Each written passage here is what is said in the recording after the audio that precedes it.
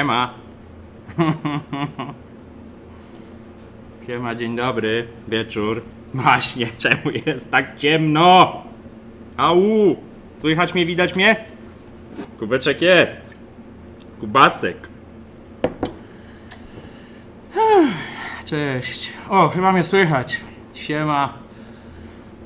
Siema wam wszystkim, dużo was tu od razu. Siema, czekajcie, niech ja się tutaj ogarnę. YouTube Studio to sobie schowam. OBS-iora sobie walnę tu. Mikrofon sprzed ekranu, oczywiście na wariata, słuchajcie. Nie no, czat muszę mieć po tej stronie. Czekajcie, mała przebudowa ekranu. Ciacior. Trochę go zwiniemy. Oczywiście nieprzygotowany w ogóle. Au. O, śmieci leżą w kadrze. Cześć. Cześć i czołem. Co tam u was? Ja mam dzisiaj pomroczność jasną. To od razu mówię, żeby nie było. W ogóle jest tu zimno, czekajcie, wyłączę piecyk. Cześć, cześć. Cześć, cześć. Artur Discord, cześć Artur Discorda wyciszę. Michał, kiedy nowe studio? To jest w ogóle epopeja z nowym studiem. Nowe studio będzie tu. Tu gdzie jest? Przemyślałem sprawę. Wyłączyłem Discorda, Łukasz. Przemyślałem sprawę i dopóki ja nie będę tu miał pracownika, który będzie pracował ze mną, to nie ma sensu, żebym ja się wynosił do konta, więc zorganizuję tutaj sobie wszystko. Nowe studio, tak naprawdę głównym kosztem nowego studia jest druga kamera, która mam nadzieję, że przy dobrych wiatrach w przyszłym tygodniu się pojawi. Taki plan. A może nawet w tym. Czekam aż miesiąc się przekręci, słuchajcie. Cześć Wojciech. Halloween, właśnie, miałem się za wiedźmę przebrać, ale...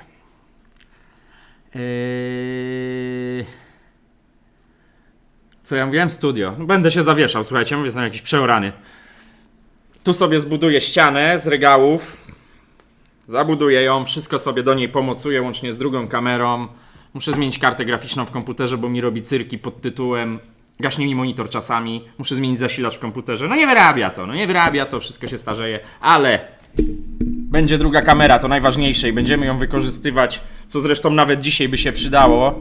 Zobaczycie później. Będę ją wykorzystywał do albo widoku z góry, albo widoku z przodu. Będę to robił naprzemiennie tymi dwiema kamerami, dwiema kamerami.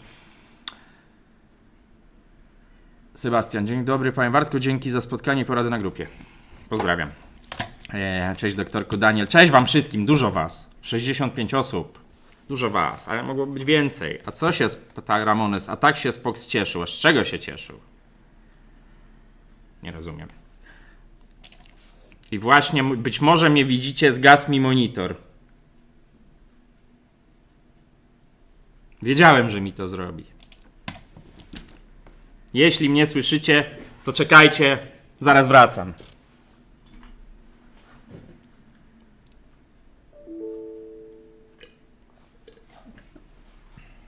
Jak mnie nie widzicie, to niedobrze.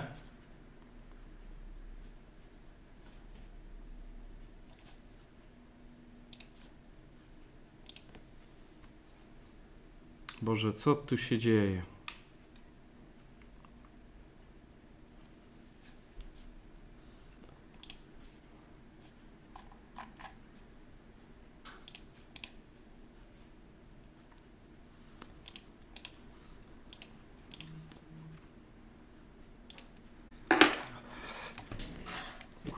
Po prostu. Zaraz mnie... O! Jestem! Uhu! Widać mnie? Powiedzcie, że mnie widzicie. No.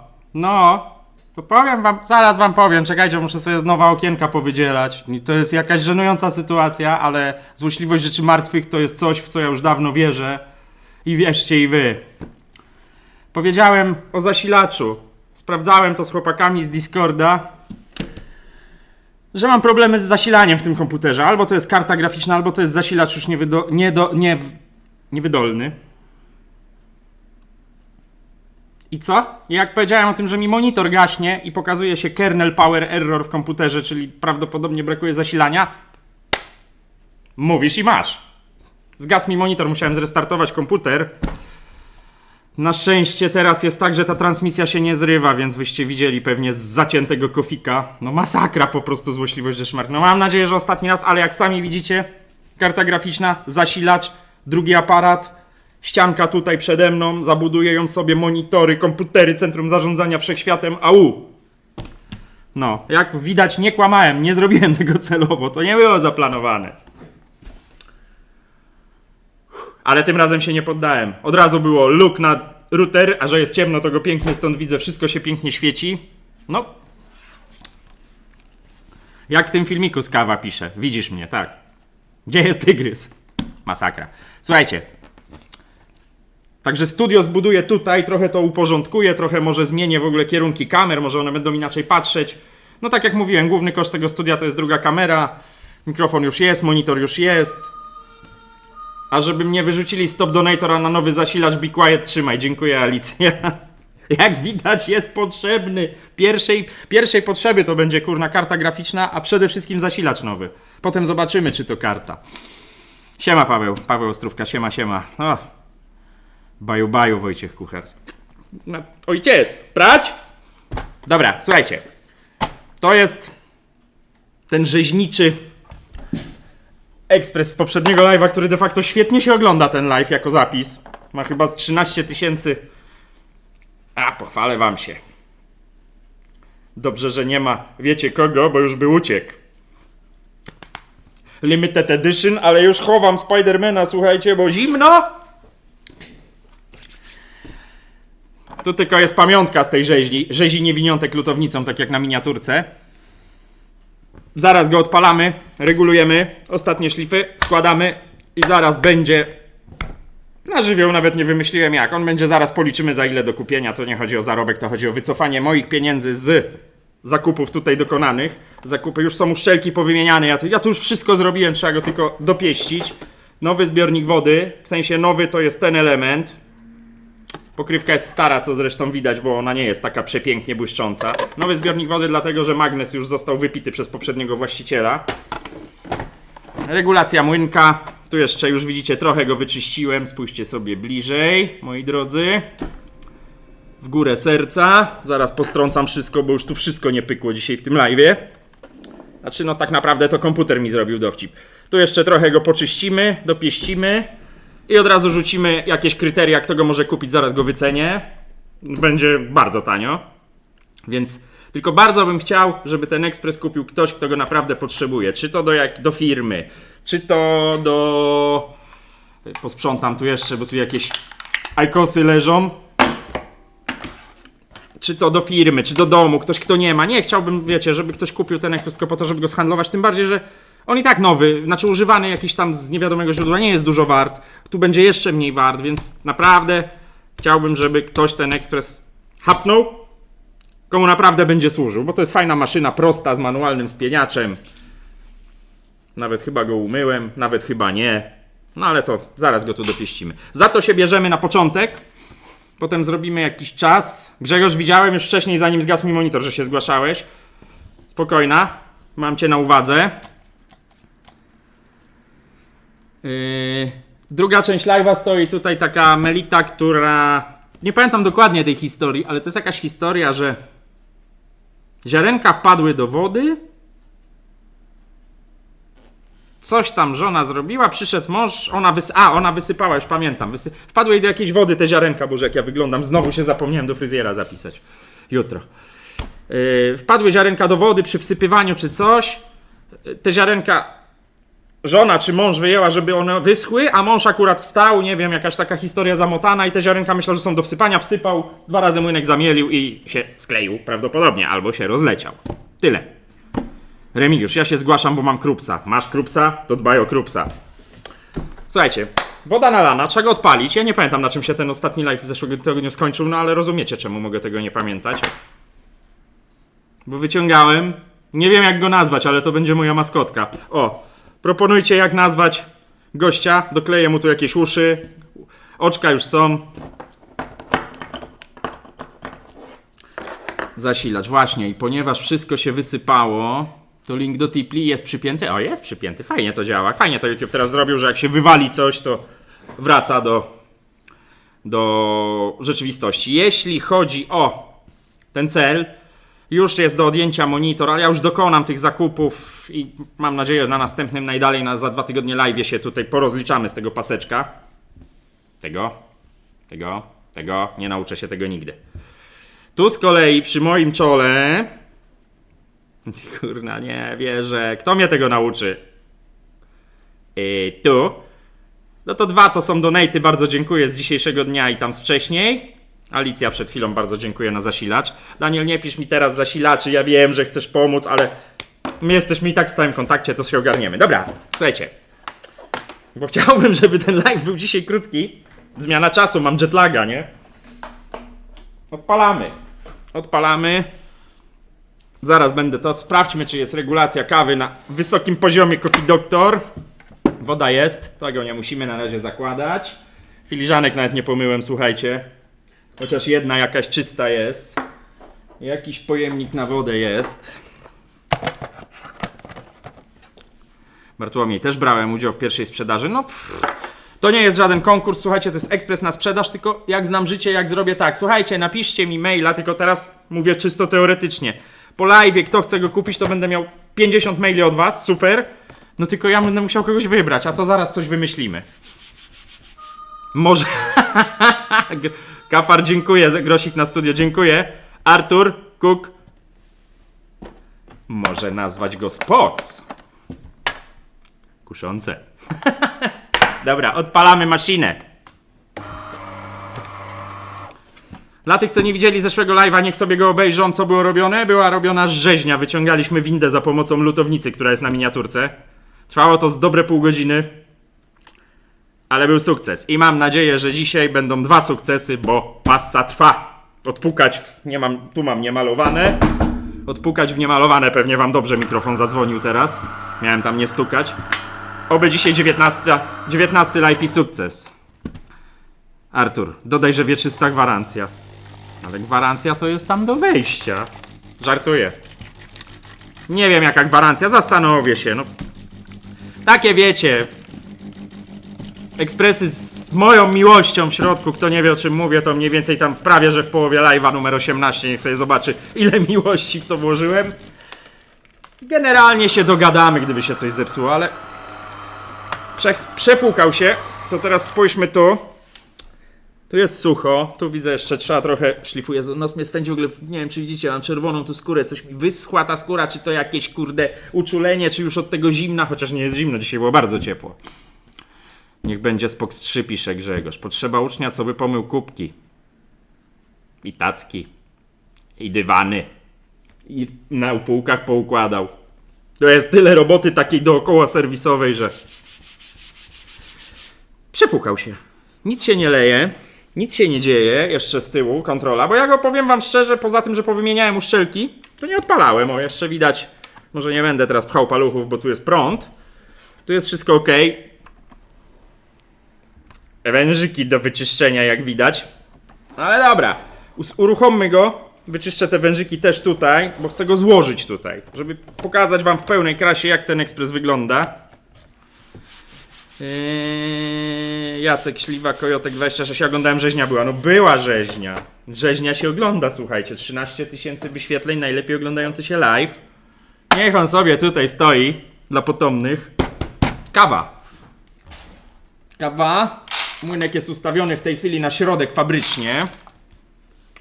Ja bym go trochę, ponieważ młynek na pewno ma swoje lata, tutaj zdrobnił, nazwijmy to. No i palimy. Tu się nic nie świeci. Na maksa kawusia. Go!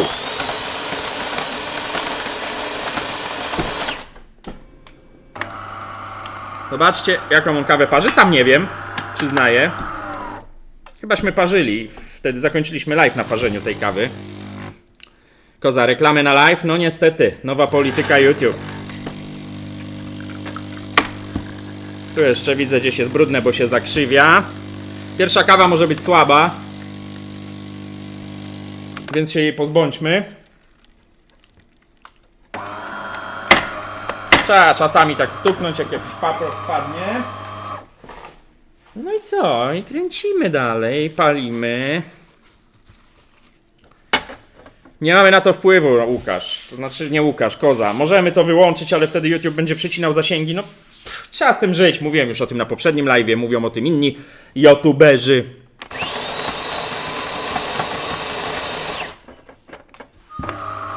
Jarek, witam. Jaka może być przyczyna DeLonghi Magnifica S? Identyka jak ten, cała woda co drugi raz albo częściej idzie w tackę przy robieniu kawy. Po przesmarowaniu zaparzacza objaw ustępuje na jakiś czas. Infuzor ci prawdopodobnie siada albo ten zawór tutaj w środku. Ciężko powiedzieć tak bez ekspresa.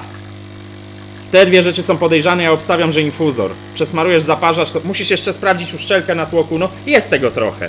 Jest tego trochę do sprawdzenia. Czyli tak odpowiadając na twoje pytanie, najpierw zobacz sobie, jak wyjmiesz zaparzacz, tam jest taki tłok w środku infuzora, czy tam nie jest obszczerbiona uszczelka do wymiany. Ewentualnie zaparzaczu są dwie uszczelki, ale trzeba go rozebrać, jest taki film na kanale. Ewentualnie pytanie, którędy ta woda leci. Bo te zawory tutaj, pokazuję palcem, a tego nie widać, te zawory też potrafią się rozszczelnić, że przepuszczają w dół wszystko, ale to wtedy po przesmarowaniu zaparzacza raczej by nie było tego problemu. Ciężko powiedzieć. Te rzeczy, które wymieniłem. Czak. Łap na nowy zasilacz. Dzięki, Czak. Powiem wam. Zapaszmy jeszcze jedną, tak, ale zaraz zobaczymy fusy, bo to teraz będzie taka już... Ja mam tu na wierzchu jakąś sypaną kawę od klienta, więc nie wiem, czy tak naprawdę to jest moja kawa tak do końca. Ale ładnie mieli, cicho chodzi. Jacek. Coffee Doktor, grot z lutownicy zrobił rip? Nie. Wyczyściłem go, taką mam gąbeczkę tutaj, nawet wam pokażę. Teoretycznie nie powinno się takim miękkim papierem ściernym stosować na grotach, ale on i tak był przeznaczony do cięcia plastiku. Wyczyściłem go. Działa. Także, co by o nich nie gadać, o tych lutownicach, że tanie. Działa. Dobra, słuchajcie, no ta kawa wygląda zacnie. Powiem wam, że nad wyraz zacnie. Trochę się odbija w ogóle w tej czystej szklaneczce. Nie, no dobrze wygląda. Jeszcze się oddziela krema. Wiecie, że lubię na to patrzeć. Jeśli chodzi o regulację młynka, spójrzmy jeszcze na fusy, spójrzmy jeszcze na ostrość. Ej, dobra, jest. Zabieram to. Spójrzmy, jak wyglądają fusy. Spróbuję wam to jakoś pokazać. Do światła. O, tu się jeden... On się jeszcze podreguluje, słuchajcie, to co często mówię. DeLonghi ma tak zwany encoder, ma pomiar czujnikiem Halla obrotów silnika, on mierzy te fusy. On miał tutaj problemy z młynkiem, ja ten młynek wymieniłem, więc on będzie za każdą kolejną kawą dodawał czasu mielenia. Jak nie będę walił w kamerę ręką, to będzie prościej zobaczyć. Ten cake będzie pewnie tak maksymalnie jeszcze, myślę, 80% grubszy, ale już jest, słuchajcie, nieźle. Tym bardziej, że ja teraz zmniejszyłem mielenie, więc... No będzie wam służył. Będzie wam służył. Więc słuchajcie, ja go wyłączę, a jeszcze go trzeba odkamienić. Ale to już zrobię nie na live, bo to nudne. Będzie nam tu pół godziny burczał. Jedziemy trochę niżej. Nie da się naprawić tej lampy. Ktoś mi pisał, nie da się już tej lampy naprawić, zepsuła się. Co tam piszecie? Alicja, cześć! Przepraszam, cześć Alicja.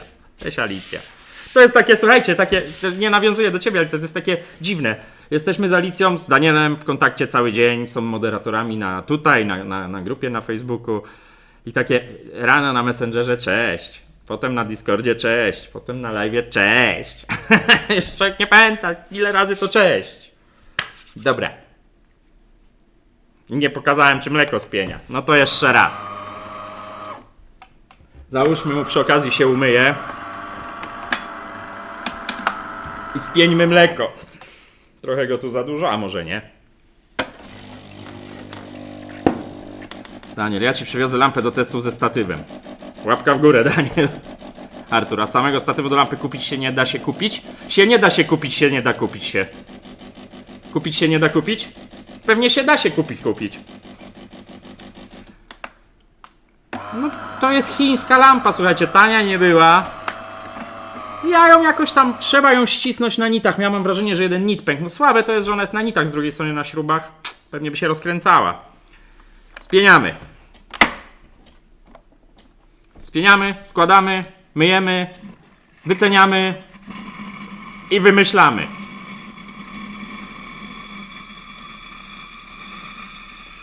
Płaczę, żeby odkręcić. Symulator mleka. Go!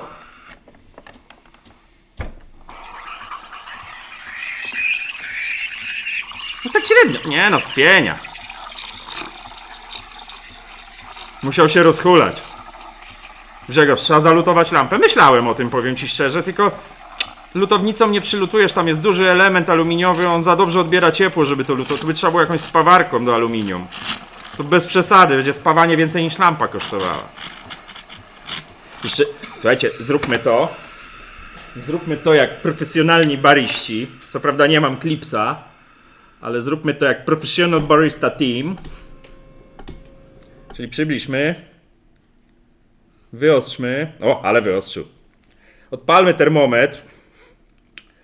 Tak, żebyście widzieli jego wskazania.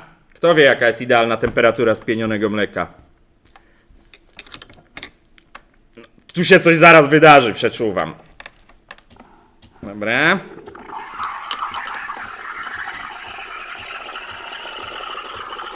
Coś tam widać, nie?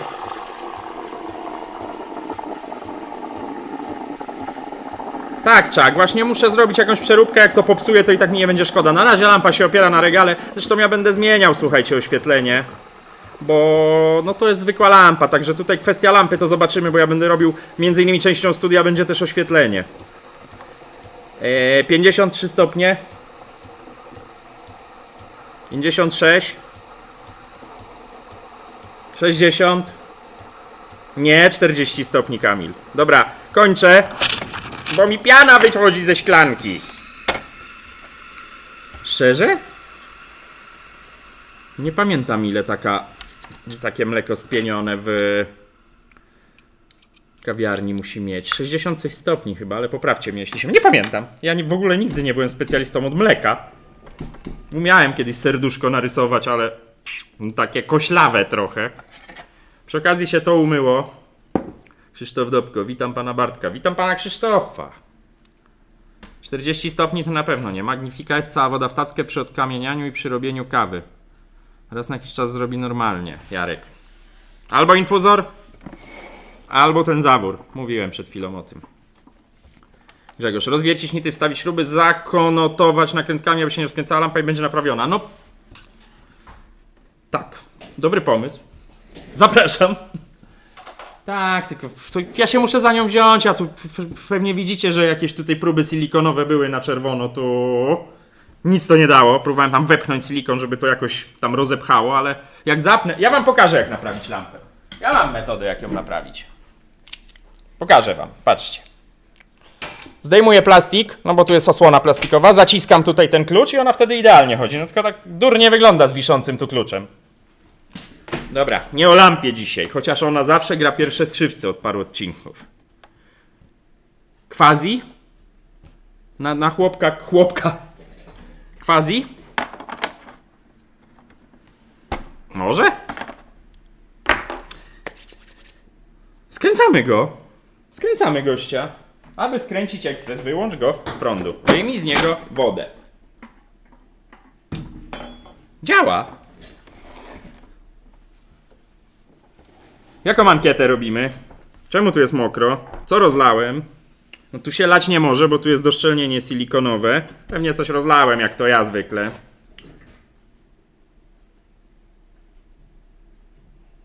Zróbmy mu to. Nie no, patrzę tak. Tak, encoder się jeszcze uczy, bo to są strasznie cienkie te kejki. Ręcznik. Papierowy nawet. Quasi. Podoba mi się. Ale Spox też mi się podoba. Dobra, słuchajcie, tu poprzykręcałem, już tu nie przykręciłem śrubki, już widzę. To trzeba teraz tutaj, słuchajcie, poznajdować sprzęt. Mamy to.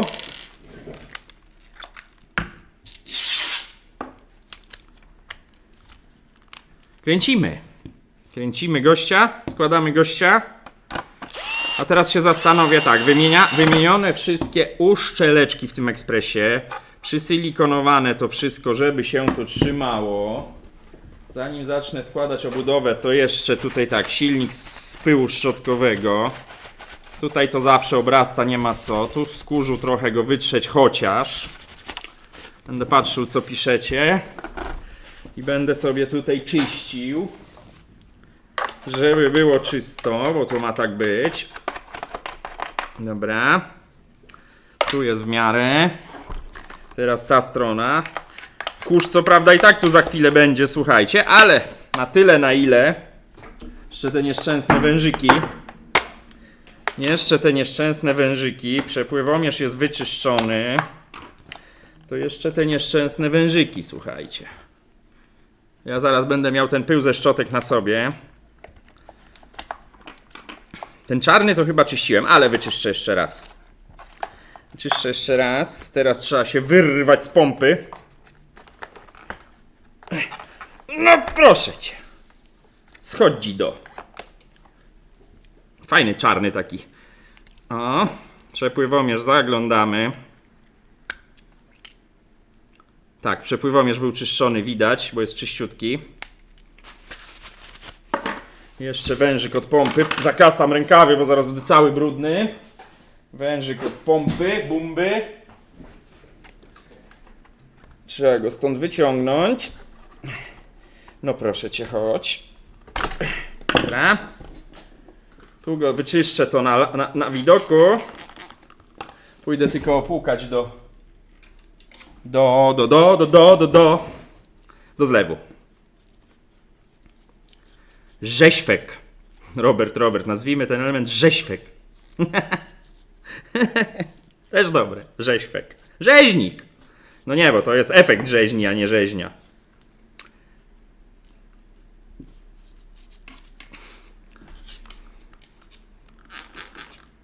No właśnie dlatego muszę mieć osłonę jeszcze przed monitorem, bo właśnie na niego poleciał płyn. Wiecie, no tutaj problem polega na tym, że ja mam też z wodą do czynienia i się może dużo wydarzyć.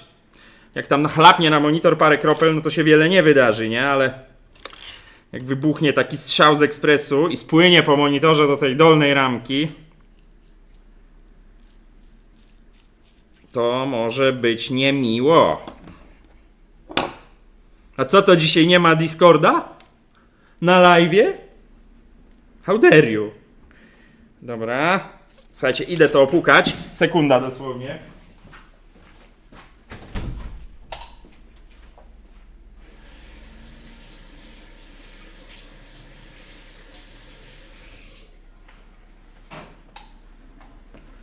Idę. Biorę dzidę. Właśnie to jest to. Tu jest zawsze mokro. Ile za ten zaczarowany ekspres do kawy? No właśnie się zastanawiam, słuchaj, bo... Co tu było wymienione? Wężyki wyczyszczone, tu niewiele było wymienione. Młynek był wymieniony, no ale młynek jest włożony, używany, więc powiedzmy, że go tam jakoś policzymy miło. Wymieniony jest zbiornik wody, który kosztuje 100. Co ja robię? Wymieniony jest zbiornik wody, który kosztuje 100 zł. No, w pracy to nie będę wyceniał, bo jakby wyceniał tą pracę, którą rzeźnię z poniedziałku zeszłego, no to by trzeba było za tą robotę z 500 wziąć. Także to nie ma najmniejszego sensu. Czekajcie, to jest wejście, żebym ja znowu nie pomieszał wężyków, bo wam się będzie 5-litrowe espresso parzyć. Właśnie piję ręcznie robioną kawę. A co to znaczy, baranek, ręcznie robiona kawa, bo nie wiem. Nie wiem, co masz na myśli. Pić mi się chce, ale przed chwilą wypiłem białego szatana. A mam jeszcze złotego szatana. Ale kawy też mało dzisiaj nie wypiłem. Jak tam sytuacja na froncie? Wszystko ok? Muszę sprawdzać czasami. Baranek polskie espresso. Tak, dobre. Ja uwielbiam to polskie espresso. Póki mam wyjęty przepływomierz, to teraz jeszcze tu porządek. Ładnie ten ekspres wygląda. On źle wyglądał, jak go rozebrałem, no po takiej rzezi. Niewiniątek.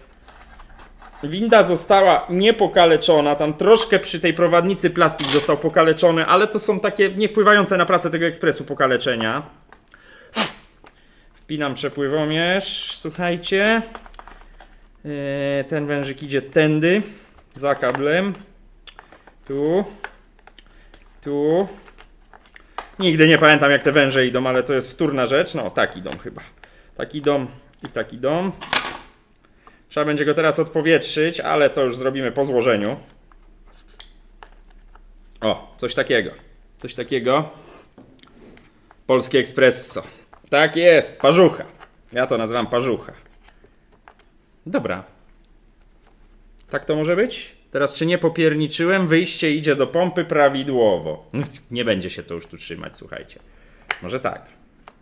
No nie, no to tak powinno być. Tu się już dobrze nie trzyma. O! Wyskoczy, ja już to widzę, patrzcie. Patrzcie na gnidę. Dobra. Tak, ten wężyk w tych starych ekspresach to jest 2010 rok, był czarny. Żeby nie było widać, że się robi czarny. Takie mam podejrzenia. O, mówiłem, że wyskoczy gnida. No tak, ten typ tak ma. Okej, składamy. Bo pewnie wielu z was chce zobaczyć jeszcze Melitę. Ja też chcę ją pokazać, która jest w ogóle godzina. Za 27, za 25. Zacznijmy od tego boku. Tu jest wszystko przeczyszczone. Zbyszek Z. Cześć Zbyszek. Mam Perfekta i działa do dzisiaj, tylko większość kawy robi jak chcę. A Perfekta? Co to jest Perfekta, Maciej? Marek, przepraszam.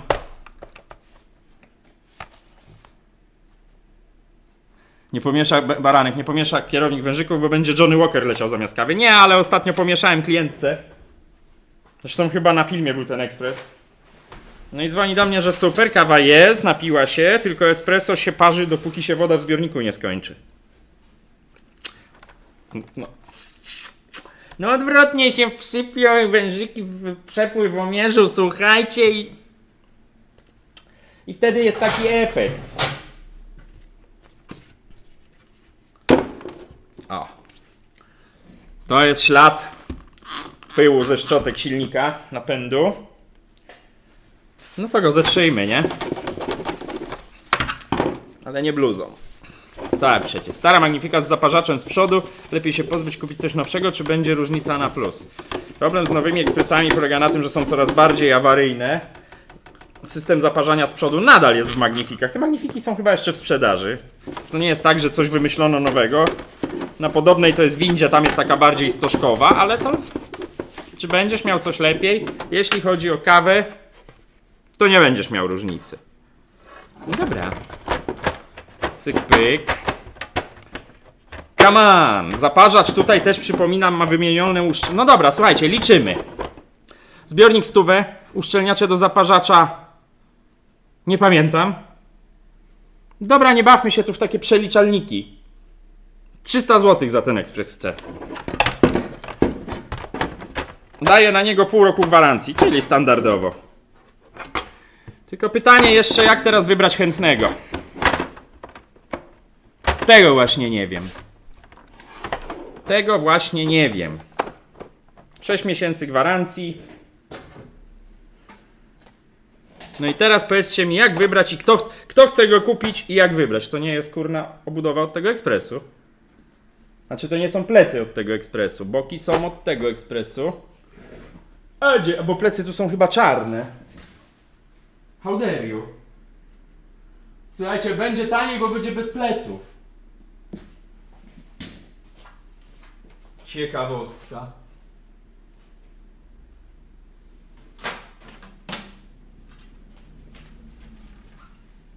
To nie są plecy od tego ekspresu. To nie są plecy od tego ekspresu. Poszukiwania pleców od tego ekspresu.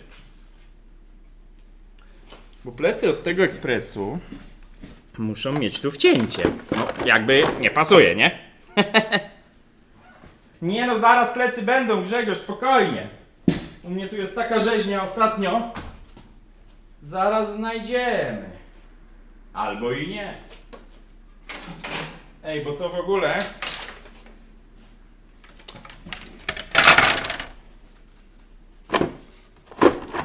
To się wytnie. To lutownicą jedziesz, tak jest, Artur. To się wytnie. To jest ten z tych ekspresów. Za dużo mam już tych swoich ekspresów. To się wytnie, słuchajcie. Nie widzieliście? Bo to jest raczej ten. Nie, to też nie jest ten. To też nie jest ten. Czy ten? No ten. O, bo to jest ten czarno-biały. Tu jest czysto. Tak, to jest ten. Na szczęście mam poukładane zestawami, no więc dobrze, że te plecy nie pasowały. Ale to też jest od mojego ekspresu, słuchajcie. Dobra, co tam piszecie? Espresso Doppio, Karol, Mateo, ja mam tego typu Magnificate już ponad 12 lat, nie mam zamiaru zmieniać. Kawę robi dobrą, szkoda kasy. Dokładnie tak jest. Marek, DeLonghi Perfecta. Przemson, Majster, po ile kawa dla widzów? Zielona 100, czerwona 90 zł. Przypominam, normalna cena tych kaw to jest 120 i 105. Tak wyprzedzając promocję. Pytania o promocję. Tylko została mi, właściwie tej zielonej to już nie ma. Wysyłałem dzisiaj widzom wam z Discorda te kawy. Tylko oczywiście to jest cena na dzień 2023 rok, 30 października, bo to się dynamicznie zmienia, a kawa będzie drożeć, słuchajcie, bo surowiec drożeje. Zawiązały się w Brazylii jakieś spółdzielnie i dobrze w sumie. Jakieś spółdzielnie, które mają zakończyć wyzysk ludzi, którzy tą kawę zbierają. Witaj, Łukasz. No i dobrze, no bo tam ludzie pracują, no nie za miskę ryżu, to się mówi w Chinach, tam pracują za nie wiem czego miskę. No ale to będzie się odbijało na cenie kawy, bo drożeje kawa zielona, surowiec. To lutownicą jedziesz, Artur, znowu to przeczytałem. Nawet bez pleców wezmę. Ja, nie sprzedam go, zestarzeje się razem ze mną. How dare you? Z kobietą się zestarzej. A nie z ekspresem. Ta już dzida na ekran wychodzi, no co za złośliwa lampa.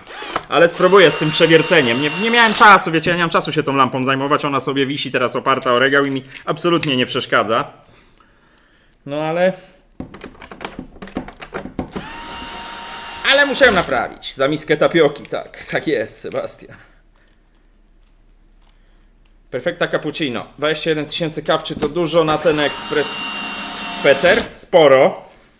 To w ogóle na każdy ekspres jest sporo. Ostatnia śruba. No i dobra, taki biało-czarny. Śrubki zostały, bo ich dzisiaj szukałem i w końcu wkręciłem swoje. No ale to mamy je na podorędziu. Dobra, trzeba go umyć, słuchajcie. Ja go tutaj tak z zewnątrz tylko umyję. W środku on jest w miarę już wymyty, bo chcę go pokazać, jak on będzie wyglądał po moim myciu. Mikrofon trochę dalej. Przy okazji zobaczycie, ile czasu znaczy, no wiadomo, tacki jeszcze, wszystko, ale tacki na razie zignorujemy.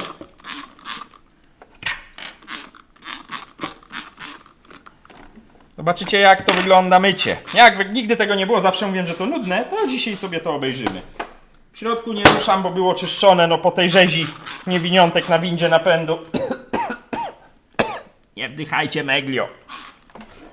Wyprzedzam pytanie, Meglio, odtłuszczacz. Po tej rzezi na windzie to ta winda jest najlepiej wyczyszczoną na świecie windą napędu. Teraz dajemy temu Meglio chwilę popracować. Ja już mogę ściągnąć sobie pokrywę i ją zapsikać, żeby sobie odtajała. I rozpoczynamy procedurę czyszczenia. Co tam piszecie? Czerwona kawa to sztos. Jak nigdy nie lubiłem kawy, tak czerwona mi bardzo smakuje. No widzisz, Daniel Jagielski. Ja lubię bardziej zieloną, ale czerwona też jest dobra. No teraz piję już, właśnie kończę kilogram czerwonej. Obie są dobre. No czerwona jest mocniejsza, jest bardziej gorzka, więcej ma goryczy. No ale jak ktoś lubi taką kawę, ja też lubię, bo ją piję, ale jeśli miałbym wybierać pomiędzy tymi dwiema moimi, no czerwona akurat mi się dzisiaj skończyła, to wolę zieloną. Dla nowych widzów, czerwona to jest 60% arabiki, 40% robusty. Zielona to jest 85% arabiki, 15% robusty. jakichś naklejek. Odpalam mój sprzęt do zadań specjalnych, słuchajcie. Teraz może mnie być słabiej słychać.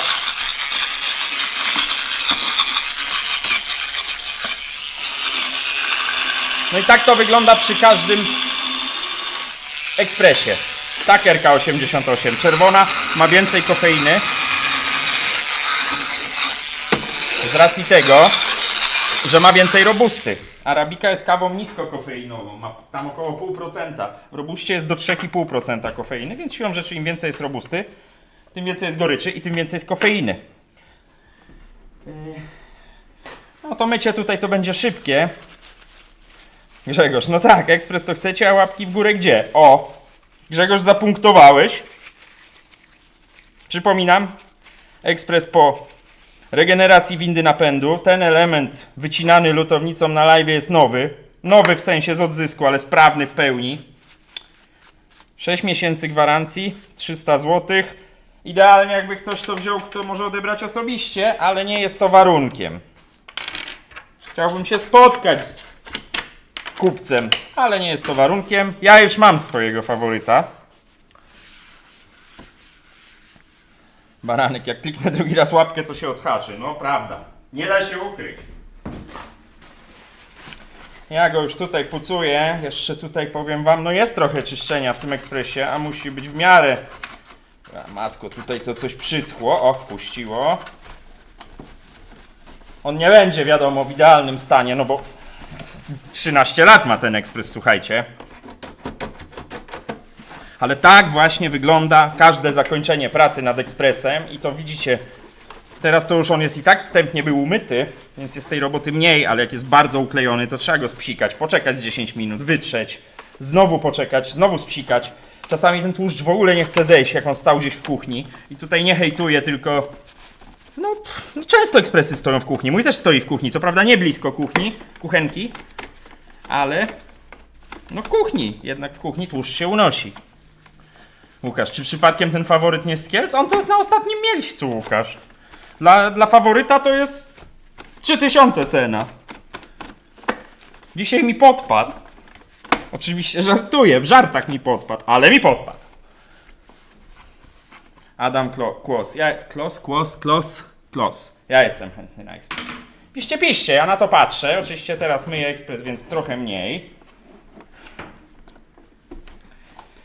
No ale jeszcze jakiś pomysł, bo już paru was tutaj chęć wyraziło. Ale ja też patrzę, kto jest stałym widzem, słuchajcie, no wiadomo, wszystkich was nie pamiętam tak z głowy, ale część z was, większą, stałych widzów pamiętam, no tych, co na live'ach bywają. Bo to tak jak mówię, 300 zł za te ekspresy ja widziałem po 600, chyba 700-800 zł używane na Allegro. Nie zgłębiałem, z jakiego to jest źródła, czy to jest z jakiegoś serwisu, czy to jest prywatnie sprzedawane. No różnie bywa z tymi ogłoszeniami, słuchajcie. Niestety. No często in minus jest z tymi ogłoszeniami. No ale w takim świecie żyjemy. Ale o czym mowa, doktorku Larysa? Mowa o tym, doktorku, że ten ekspres to jest ekspres z ostatniego live'a. Nie pamiętam, czy byłaś na ostatnim live'ie, rzeźbiony. Jest za 300 zł do wzięcia, tylko on jest do sprzedania. 300 brutto. Gwarancja tam 6 miesięcy chyba mówiłem. Niech będzie. Powinienem dać na niego 3 miesiące na takiego dziadka, ale dobra. Biorę to ryzyko na siebie. Jak trafi do widza, to bo to o to chodzi. Bartłomiej, powtórzę komentarz. Na potęgę rozładowanego technomiecza daj kupić obraz Jido. Technomiecz jest naładowany. Tylko słabo to widać, bo tu jest bardzo widno. Widzicie? Coś tam sobie mrugo. A z bliska? Coś tam widać, coś on tam próbuje. On ma za słabe te LEDy na takie oświetlenie, no. Ni hu, nie widać. Ale działa, baterie były wymienione. Najpierw muszę go umyć. Ekspres ode mnie wychodzi w stanie na tip-top. Jeszcze się tu rozejrzę, czy wszystko do niego tutaj założyłem. Tak. Tak, wszystko jest. Włożę tą tackę, która w środku jest brudna, żeby się ładnie prezentował.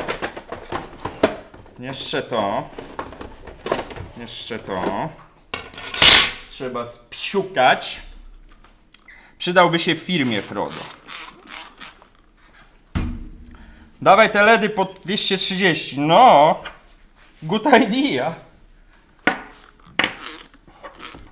Co tam masz za siłacza w tej filiżance? W której filiżance? Gdzie? W jakiej filiżance? Gdzie ty widzisz filiżankę? Max PLN nie. Tu zdecydujemy, kto go kupuje. Nie będziemy się bawić w komentarze, bo to jest praca nad tym. Tu piszcie, kto chce. Ja już sobie myślę, co by tu wymyślić. Znaczy, to będzie bardzo subiektywne. Ja wybiorę kogoś, kogo kojarzę. To zaraz sobie jeszcze spojrzę w komentarze pod tym live'em o Melitę. Bo czemu nie? Nie, tutaj myślę, że w ciągu... umówmy się, do 17:30 zdecyduję, kto i dlaczego. Znaczy, dlaczego to jakby nie muszę argumentować, bo tak jak powiedziałem, to nie jest żaden turniej. No wiecie, o co chodzi, no. Ja mniej więcej wiem, pamiętam, kto brał udział w walce o tą Melitę. Kto pisał fajne komentarze. A to jest symulator mleka, czyli woda z płynem do naczyń. I teraz ja zawsze robię, żeby... Ja nie wylewam wody. No wiadomo, jeszcze ten ekspres troszeczkę dopieszczę. Jeszcze go muszę odpalić po tym czyszczeniu tych wężyków, sprawdzić szczelność, ale to nie teraz. To nie teraz. I teraz leci, i to nie jest reklama, chociaż uważam te środki za genialne. Polska firma. Nie jest reklama, ale... Zawsze mogę zmienić środki. Słuchajcie, taki marketing dzisiaj będę uprawiał. Nie, naprawdę są dobre. Stosuję, bo są dobre i ładnie pachną. Nie ma takie, bo Meglio, no to jest dobry odtłuszczacz, ale ja już mam jego zapachu dość. I tym Tenzi zawsze robię ostatnie szlifowanie. Do 19:30, Grzegorz, nie czepiaj się. Przecież wiecie, o co mi chodzi. Mówiłem, na samym początku live'a mówiłem, że mam dzisiaj jakiś pomroczność jasną. Potem monitor mi zrobił pomroczność jasną. Na szczęście na razie zaprzestał. Ja bym go kupił, ale już mam DeLonghi. No właśnie, a propos tego, co napisał Sebastian. Jeśli ktoś ma ekspres, najchętniej to bym ten ekspres sprzedał komuś, kto nie ma ekspresu. Bo myślałem też o tym, żeby ktoś go sobie wziął do firmy, jak ma tylko w domu, ale przy tej cenie to umówmy się, może niech zgarnie go ktoś, kto tego ekspresu nie ma. Liczę na waszą uczciwość.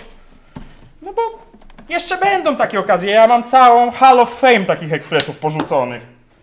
I to wiecie, no, nie chcę do tego dokładać, ale nie chcę też na tym zarabiać. Ja mam dzięki temu pomysł na live'a, czy na film. Fajna idea, bo wiecie, że współpracuję z firmą Nord, z portalem Naprawiaj, nie wyrzucaj. W tej chwili to nie jest reklama, tylko to na sobotnich filmach się wspieramy. Mnie się ta inicjatywa podoba, Naprawiaj, nie wyrzucaj, bo no niestety jest ciężka ta inicjatywa w tych czasach, bo te urządzenia, i nie mówię tu tylko o ekspresjach, są coraz gorszej jakości.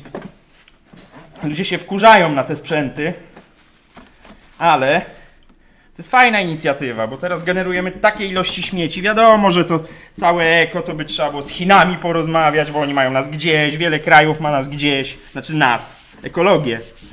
No ale mnie się ta inicjatywa podoba i fajnie, że w ten trend się można wpisać, bo ten ekspres generalnie to miał trafić na elektrośmieci, tak jak było zresztą w tytule live'a. Dobra, ostatnie przetarcie i ustalmy w końcu co i jak. Ja poczytam, co piszecie, spojrzę sobie na tego starego live'a. No powiedzcie, wygląda na 13 lat? Ja go zaraz wam zbliżę. Tylko jeszcze go dopieszczę, nawet człowiek nie czuje, jak rymuje. Jeszcze na koniec kabelek. On jest w pełni sprawny. Spociłem się aż przy tym czyszczeniu. Czekajcie, trochę porządku, niech tu zapanuje. Okej.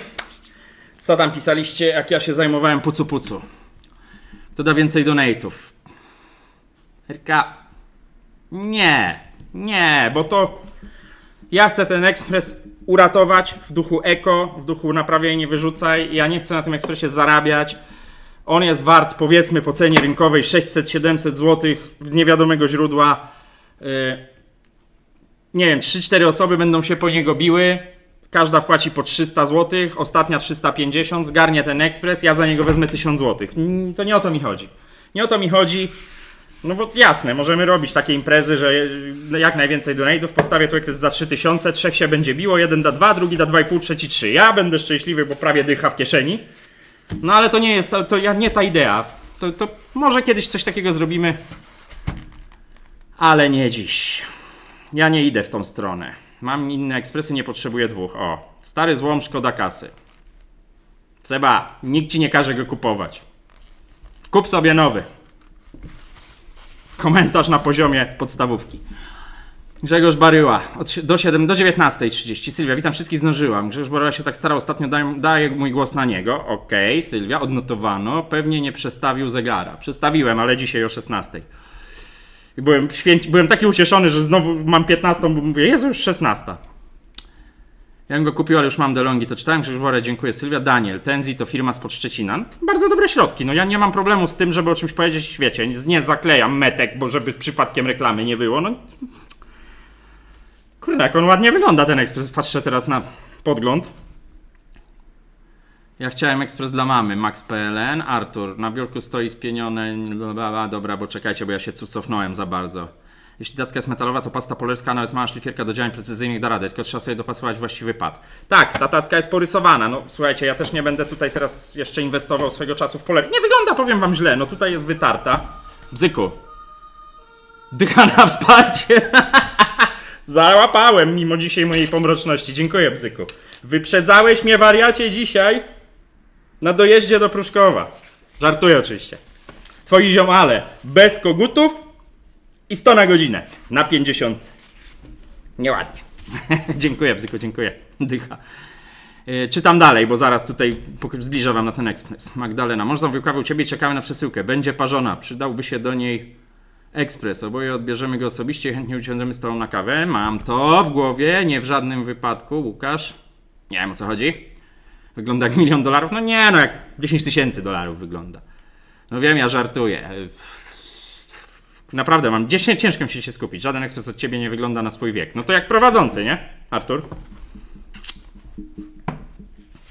Tu ma taką białą ryskę, strasznie mnie ona denerwuje. Nie wiem, czy nie poszukam później jakiegoś... Widzicie? Perła na diamencie. Widzę od razu tą dzidę. Nie wiem, czy nie poszukam jakiegoś tutaj... Ej, to schodzi. Wiem, jestem chory na tym punkcie, ale naprawdę mnie takie rzeczy denerwują. W czyichś... Znaczy w rzeczach, które robię zawodowo, tak?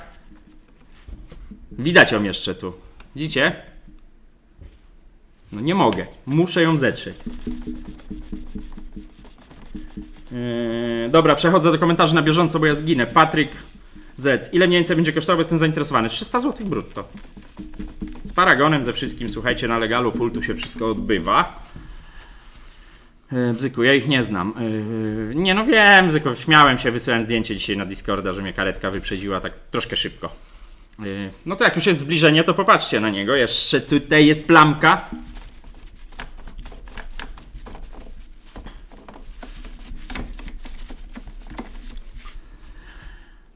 Poland Airways. Hi all, pozdro z Pyrlandii. Pozdro. Patryk Z. Ile mniej więcej to już odpowiadałem. Łukasz, Bzyku, siema. Zerknę sobie w drugie okienko, czy wszystko jest ok. Wszystko jest ok. O, dwuścioro. Dzisiaj słowotwórstwo też będzie grane. Dwuścioro już was jest. Oglądamy go. Ekspresie, chodź na środek. No, nawet jeszcze nie oblatu, jeszcze trzeba to doczyścić, widzę. Nie oblazły. Nie oblazło to. To wygląda ładnie. Kurna, on nie wygląda na 13 lot. Na 13 lot absolutnie. Boczek. Można? Jak on miał się nazywać? Zgredek go nazwijmy. O, Zgredek się nawet ładnie odbija. Widać ten bałagan tu. O, możecie teraz zobaczyć, co mam na biurku, nie? Trzecia strona zwana tyłem. Tu jeszcze nie wyschło. Sołtys robi kawę z lodem? Kawę robi. O resztę musisz zadbać sam. I 4. strona. Nowy zbiornik. No powiem wam, że sam jestem zaskoczony, jak on wygląda. Tu go postawię. Chodź, myszko. Niech on sobie tutaj nam się prezentuje w kącie.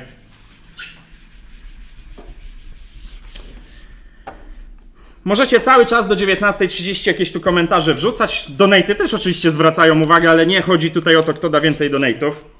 To już teraz donato wspomaganie. A przechodzimy do Melity. 7. Akurat godzinka na tego. Postawimy tutaj tego. Dalej Kofik prezentuje jak w TV zakupach. Ja tak nie umiem. To jest w ogóle nie mój vibe, słuchaj. Takie, no teraz mamy do obejrzenia piękny ekspres, robi kawę z lodem. Ale nie ma tej funkcji. W ogóle to nie umiem tak. Rzadko bywają, słuchajcie. Muszę go gdzieś tam trochę wyekspediować jeszcze dalej. Tak, żeby niekoniecznie spadł, bo będzie po ekspresie. Jedziemy niżej, bo to jest trochę wyższy ekspres. Melita. Sebastian, czemu nie ma donate'ów na SMS-a? Nie wiem, bo chyba nie ustawiłem, to pewnie dlatego. Poczekaj, sprawdzę. A są takie w ogóle donate'y na SMS-a? Co wy mi tu? Ja to się nie znam na tym, ludzie. Ale zaraz sprawdzę, poczekaj. A jak to działa w ogóle? Dobra, wiesz co, zróbmy tak. Umówmy się tak. Nie będę tego robił teraz, bo to nie ma sensu. Sprawdzę to do następnego live'a, bo wiem, że jest taka opcja. Nie chcę teraz tutaj psuć dynamiki live'a, bo idzie całkiem nieźle jak na mój mózg zlasowany.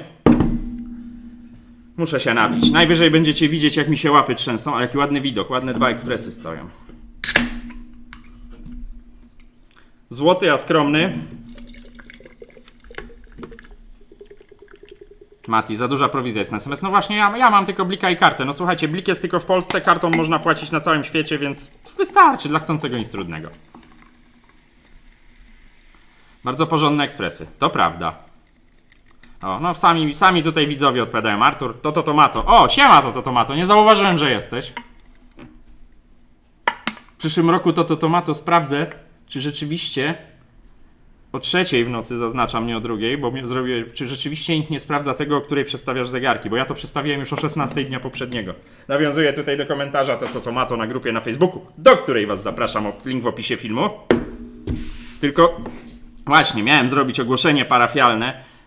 Bardzo dużo z was, widzowie drodzy, wchodząc na grupę na Facebooku, tam trzeba poprosić o dołączenie, ponieważ grupa jest prywatna. Dzido. Czytajcie, jak klikniecie, zanim klikniecie dołącz, bo tam trzeba odpowiedzieć na 3 arcytrudne pytania. I to ok, nawet jak się tam pomylicie, to nie jest to jakimś tam warunkiem.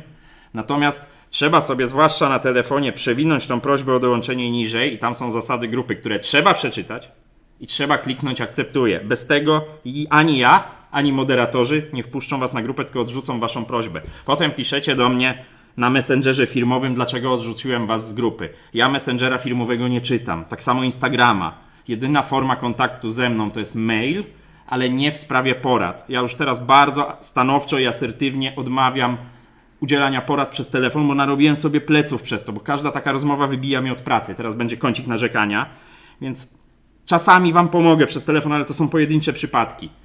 Maile z prośbą o poradę co do zakupu ekspresu na konto firmowe, na mail firmowy jest jeden, tylko biuro@coffeedoctor, czy maile z prośbą o poradę w naprawie, ja ich nie czytam. Ja je kasuję od razu. Znaczy czytam, no bo muszę wiedzieć, o czym jest mail i kasuję od razu. Nie ogarnę tego. Jedyne miejsce do pomocy dobrowolnej jest na grupie na Facebooku. Jeśli chodzi o mail i telefon firmowy, on służy do obsługi serwisu i jeśli chcecie, żebym wam naprawił ekspres, to go przyślijcie, przywieźcie. Koniec ogłoszeń parafialnych. Wasze zdrowie. Piękny Włoch płakał, jak sprzedawał. Dariusz, nie bój się, złego diabli nie biorą, bo Dariusz pisze, że się tym zatruje. Wypiłem 8 kaw. Trzeba trochę podpędzić jeszcze kofeinki. Kubeczek, dziękuję jeszcze raz Daniel, Alicja, Daniel, bo to jest idealna porcja na 2,5-godzinnego live'a. Dobra, wybiła 19 w stryku ulubionym dźwiękiem. Nie wiem, o co chodzi. To tomato, no tak. To tomato to jest nawiązanie też do tego, znacie ten dowcip, że jakiś taki mem lata, że ale ja jestem sam, czy mogę pić Cibo? Jestem sam, jaką kawę pić, Jezu, ja zawsze spalę dowcipy. Tak, że Cibo Family możecie pić, oni tego nie sprawdzają, czy macie rodzinę. Coś takiego. W ogóle spaliłem go totalnie, także to ja, wasz cyrkowiec. Max Pelen, Coffee Doctor, jaki teraz masz czas na naprawę ekspresu? Nie rozumiem pytania. Weź coś rozwiń, Max, bo nie kumam. Patryk Z. Dzięki tobie rozkręciłem w całości i wyczyściłem wylewkę wewnętrzną Philipsa, klona Saeco Inkato. Dzięki. Dzięki? To tu!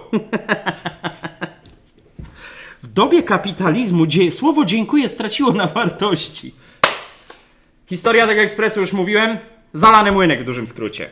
Niestety do Melity, a nie mam jeszcze tej kamery, przypominam, mam nadzieję, że ona będzie w tym tygodniu albo w przyszłym najpóźniej.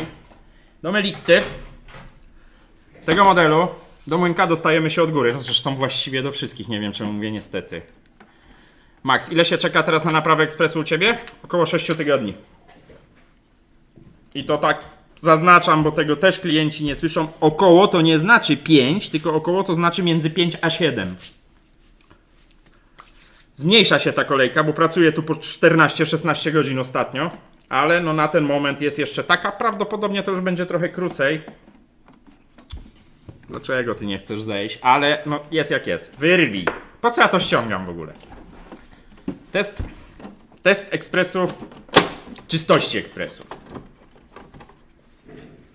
Przypominam, że cały czas możecie mnie zachęcać komentarzami, niekoniecznie tipami. Tipami też, na nie na pewno zwrócę uwagę. Żebym sprzedał wam ten ekspres za 300 zł. Czas oczekiwania na naprawę, tak powiedziałem. Ponoć ekspresy mają za dużą emisję spalin. W 2024 roku będzie zakaz kawy, chyba że z lodem. Aż się uczepił sołtys. Monotematiko. Płać sołtys 10 zł za karę. Będzie tu trzeba zrobić też przeglądzik. Wyciągnijmy. Czemu ja tak zdrabniam te słowa? Będzie trzeba zrobić przegląd. Bo jest tradycyjny, a wy nic tu nie widzicie. No pokażę wam, jest tradycyjny. Może nawet trochę przybliżę. Może nawet trochę podjadę. Jest tradycyjny bałagan, zresztą zaraz ściągnę tą osłonkę. Widzicie, Melita bliźniaczo wygląda tutaj jak Niwona. Sebastian, no kurde, reklamy w środku live'a, tego jeszcze nie było. No niestety. Znaczy wiecie, to jest takie biadolenie. Teraz polityka YouTube jest taka, że na live'ach są reklamy. Stanek, grosz na nowe studio, prywaciarzu. Dziękuję, Stanek. Kawa dotarła? Czy dopiero ci wysyłałem, bo nie pamiętam. Powiedziałbym to jak jeden prywaciarz. Napisz tu na ekranie, na środku, czy dotarła, ale napisz w komentarzu. Reklamy w środku live'a, o tym mówiłem, Sebastian, tak. Znaczy wiecie, no... YouTube płaci za wyświetlenia, na których twórcom, na których są reklamy, no i tak to działa, słuchajcie, no i teraz jest taka polityka YouTube'a, a nie inna i no, chcesz publikować na YouTubie i na tym zarabiać i chcesz, żeby YouTube cię promował, wiadomo, YouTube cię promuje nie dlatego, że cię kocha, tylko dlatego, że zarabia na tym, no tak działa biznes. Mariusz Weasley, ja po rozwodzie i brakuje espresso. Chętnie przytulę, ale co przytulisz? Mnie? Ja nie potrzebuję. How dare you? Sylwia Wu, dobrze mówi, jest już tyle filmików, że można sobie poszukać swojej usterki, a nie chłopakowi głowę zawracać. No to... Wiecie, to nawet nie tyle stanowi problem tam patrzenia na to w kategoriach, czy mi zawracacie głowę, czy nie, tylko to stanowi problem w kategoriach takich, że ja żyję z tego. Z tego jeszcze nie, jeszcze długo nie podejrzewam. Wiele rzeczy jestem w stanie robić rozmawiając z wami, bo ja zawsze rozmawiam przez słuchawkę. Ale popełnia się wtedy błędy, bo to wiecie, no nie da się dwóch rzeczy naraz robić dobrze, no. Dobrze to można nie, no nie wiem co można robić dwie rzeczy naraz dobrze, tylko bez perwersyjnych komentarzy poproszę. Grzegorz Baryła, dokładnie, jak chcemy rozwoju kanału, trzeba się pogodzić z reklamami, no. Bo ja mam opcję wyłączenia reklam na live'ie. Jest już, kiedyś była taka domyślna, teraz jest gdzieś tam ukryta, trzeba się doszukiwać tego. Tylko wiem z YouTube'a bezpośrednio, że zostaną przycięte zasięgi, no więc Słuchajcie, no YouTube nie będzie promował filmów, na których nie zarabia. To jest prosta prawda biznesu. Dwie rzeczy naraz dobrze, to ma to chodzić i rzuć gumę. Nie zgodzę się, bo ja się ugryzłem ostatnio do krwi, jak żułem gumę i chodziłem po centrum handlowym. Czy problem jest w dwóch rzeczach naraz, czy we mnie? Co jest ze mną nie tak? Słuchajcie, no jest bałagan tutaj. Widać. Zbliżmy to jeszcze. Trzeba to wszystko wyczyścić, być może ten zawór wymienić, zobaczymy. Ale nie o tym dzisiaj film. Ja to wkładam z powrotem, nie przykręcam, bo i tak mnie ta robota, słuchajcie, czeka. No może później to włożę. Teraz zjedźmy maksymalnie na dół, tylko muszę tutaj przemyśleć to. Bo będę dłubał w melicie. Niwona, melita, ja mylę te pojęcia. Będę dłubał. Wyciągał młynek. Melita sobie trochę słaby wymyśliła system, bo trzeba i lampa leci, dobra, tak. Trzeba ściągnąć sołtys, podatek za kawową emisję spalin. Dziękuję, sołtys, no. Trzeba ściągnąć ten plastik tutaj, trzeba popodważać. Nie był chyba rozbierany ten ekspres, ostatnio widziałem, słuchajcie, mam nadzieję, że ja tego nie zrobię. Głupio to jest wymyślone.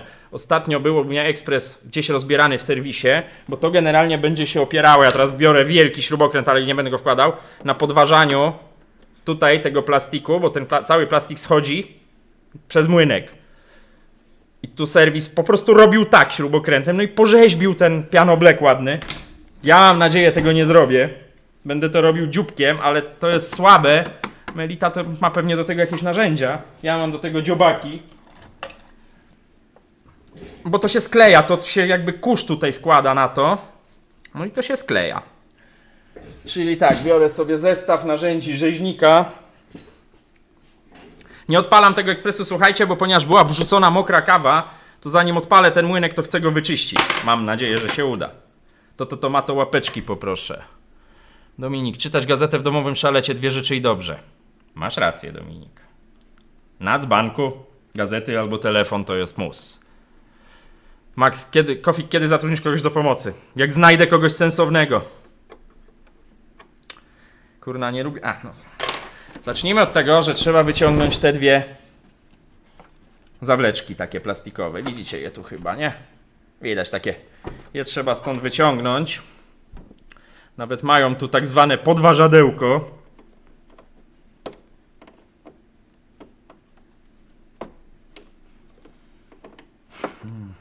Zrobimy tak. Jak wybiorę kogoś z was tu na czacie, bo muszę was jeszcze jakoś zweryfikować. Jak wybiorę tu kogoś z was na czacie, już za 15 minut, do kupna tego ekspresu jest paru chętnych. O, Michał Shadow się pisze, widzę teraz. Seban. Trochę mało oglądających. Ja jestem zadowolony. Nie mam z tym problemu, Seban. Seban, tak? Popraw mnie, jeśli źle wymawiam. Dariusz Darecki. Według mojej opinii, jak oglądam twoje filmy oraz patrząc na swój, to najbardziej syf przy zaworze drażowym. To tylko w Niwonie. W Melicie jest podobnie. Niestety. To jest ten sam drenaż. Tu jest trochę inny zaparzacz, a w tej Melicie to jest chyba akurat zaparzacz od Niwony, słuchajcie. W tych małych Melitach. Daniel, jeśli jesteś, Alicja, wy macie ten duży zaparzacz w tej Melicie Café Solo and Perfect Milk, prawda? Inny macie. Artur Cook, Miecio za drogi? Miecio nie chce dokonać zdrady. Chociaż go przekupuje tutaj już coraz większymi kwotami. A, na pomocnika, Michał. No, napisz mi maila. Tylko to już nie w tym roku. Od razu mówię, nie w tym roku, bo ja muszę w tym roku się obrobić, żeby jechać na urlop. Czyli temat jakby pomocy mi tu, to jest realnie mówiąc pewnie marzec, bo ja pojadę na urlop albo w styczniu, albo w lutym. To wszystko zależy, o ile w ogóle pojadę, nie? Bo to też nie jest oczywiste. Czy będą 2 live'y w tygodniu, Sebastian? Nie sądzę, bo to się tak wydaje. 2 filmy plus live w tygodniu, plus ogarnianie serwisu. Nie do zrobienia. Ja też muszę czasami, wiecie, ja wiem, że nie wygląda, ale czasami muszę odpocząć. Ziom Alik 66. Nie chodzi o ilość, ale jakość widzów. Lepiej mieć 100 stałych jak 1000 debili. Znaczy wiecie co, plusem, ja lubię na przykład małe społeczności i taka jest, znaczy małe, w sensie takie, które się na stałe udzielają, bo jak na czacie, widzicie co się dzieje u Wielkiego Elektronika na czacie, ja tutaj nie hejtuję, nie mówię, że to źle i życzę mu jak najwięcej widzów, tylko plus, może i lubię, fajnie jak was będzie więcej, ale plusem takiej małej, poczekajcie, bo mi zaschło w gardle, małej w cudzysłowie społeczności, no słuchajcie, przy kanale mam w tej chwili tam chyba 7600 subskrypcji, do 8 dobijamy powoli. No to 200 subskrypcji, to kto to policzy, bo ja nie policzę. 10% to jest 800 widzów. 5% to jest 400 widzów, czyli jest 2,5% na live. No to jest dobry wynik, no. Jacek, dziękuję za tak szybkie wysłanie kaw. Pozdrawiam widzów i ciebie, Bartek. Dzięki, Jacek. No kurna, jak tylko mam, to wysyłam. I wiecie, no to też jest właśnie to, co tutaj Jacek napisał. Dziękuję jeszcze raz, Jacek. Muszę wam spakować kawę, którą zamówicie. Muszę sobie zrobić księgowość, bo robię ją sam. Od sprzątaczki po kurna prezydenta. No, nie narzekam absolutnie, żebyście tego tak nie odebrali. Natomiast realnie, jeśli ktoś jest chętny do pomocy, to bardzo chętnie. Ale to realnie gdzieś tam rozmowy możemy zacząć po moim urlopie. Bo teraz to ja mam w głowie tylko jechać w końcu na urlop. Próbuję to wyciągnąć. Nie będzie to proste. Może zacznijmy odtąd, nie? Gdzie mamy dojście. Sołtys, z przeszczep zaworu CM się udał życie? No widziałeś przecież na filmie w sobotę. Pykło. Dobra. W którą stronę idziemy? Gdzie to muszę oddzielić ten cienki plastik. Seban, nie najgorzej. Nie nadążam. Czekaj, co ty tutaj? Dobra, nieważne. Sołtys, która kawa to zlewki z czyszczenia ekspresów? Tylko taka mnie obudzi. No w odkurzaczu mam bardzo dobrą mieszankę, sołtys.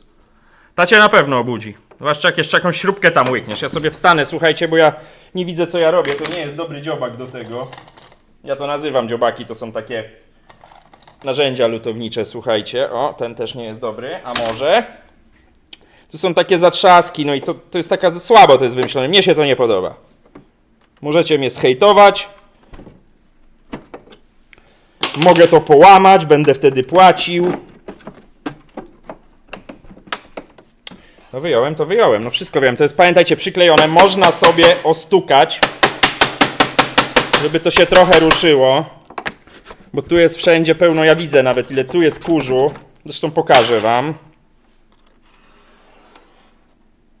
O, akurat idzie, o. Widzicie, takie rzeczy tam są. To wszystko się klei, to jest kurz, o. No i co? Próbujemy. Trzeba tu wciskać takie durne zawleczki. To też nie jest dobry dziobak. Gdzieś miałem taki krótki. O, ten będzie chyba dobry. Nie idzie z tej strony, to spróbujmy z tej. O, tu idzie. No to lecimy. Jedna puściła. Zaraz wam pokażę, jakie to zawleczki chodzi. Nic tu nie trzeba, baranek podgrzewać hoterem, tym bardziej, że nie mam hotera. To są zwykłe zawleczki, znaczy jasne. To jest też bólem u mnie, to co baranek nawiązuje do twojej odpowiedzi, że u mnie tu jest chłodno i te plastiki sztywnieją i rzeczywiście mogą pękać. Ale to nie jest ten moment, czekajcie, tak, tu trzeba je wciskać, nie kalecząc, starając się nie kaleczyć tego ekspresu. Tu puściło, idziemy dalej, troszkę podważamy, no to trzeba tak naprężać, to bardzo często te ekspresy już spotykam z rozwalonymi, o, po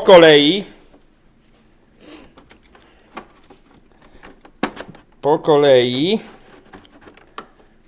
Alicja, jest duży nasz zaparzacz, o właśnie, bo zapytałem, no właśnie, tu jest zaparzacz ten niwony i, no jest bałagan, wezmę sobie drugi przyrząd, jak znajdę. Nie znajdę. Ej, no wszystkie mi poginęły. How dare you? No to muszę sobie poradzić z jednym. Tu się już na mnie wepnie. Idziemy dalej. Trzeba tu bardzo uważać. Trzeba to robić powoli. Plastikowymi narzędziami przynajmniej to podważać. Następny. O, pyknął. Najgorszy jest ten z przodu. Ale do niego dojdziemy później. Tu sobie coś włożę. Słuchajcie, żeby mi się to jak się oprę nie zapięło. Jak mi to wejdzie tu. O, niech sobie to tak leży. And the next one. Może teraz od tej strony pójdziemy. Grzegorz Baryła, to uczucie, kiedy słyszysz trzaski, nie wiesz, czy pękło, czy się rozpięło. Tutaj nie ma opcji, żeby pękło. Robię to bardzo... Ja nie robię tego na co dzień tak delikatnie, ale no tutaj, słuchajcie, no właśnie staram się, żeby nie pękło. A widać, że ekspres był nierozbierany, bo z reguły jak był rozbierany, to połowy tych zatrzasków nie ma. Może pęknąć, to wiecie, ja też nie mówię, że mi nigdy nie pękło, bo pękło. Tu jakiś jest oporny. To jest chirurgiczna robota, no muszę sobie jakieś lepsze narzędzie do tego wymyślić. Tu coś kurde nie chce iść. Się skleiło aż tak? O. Teraz się podważyło ładnie. O, samo się czasami widzicie wypina. I tu jest ostatnie. Teraz to już się pręży, więc powinno pójść. Wypięło się. I najgorszy jest ten z przodu, bo tu nie ma jak podejść.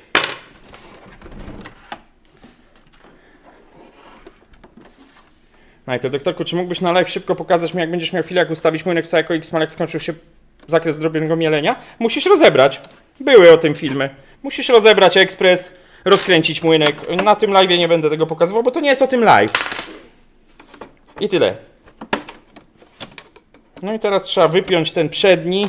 Można tu spróbować też podważyć. No głupio to jest wymyślone. Naprawdę uważam, że to jest głupio wymyślone. I teraz tu trzeba sobie wziąć sztywniejszą rzecz, ale nadal plastikową i trochę to odgiąć. Może puści, może nie puści. Proszę cię, puść. On tu trzyma na środku. O!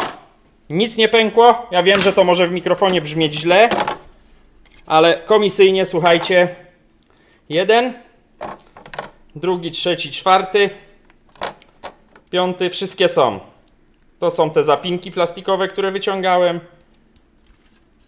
Pięknie wyszło. Znaczy pięknie to bym tego nie nazwał, ale nic nie strzeliło. Jest ok. Jeszcze 5 minut macie na... Nie, ten Express Max nie jest dla widzów, to jest Express klienta. Ten jest dla widzów, macie jeszcze 5 minut, żeby zwrócić moją uwagę. Powtarzam, ja już mam faworyta.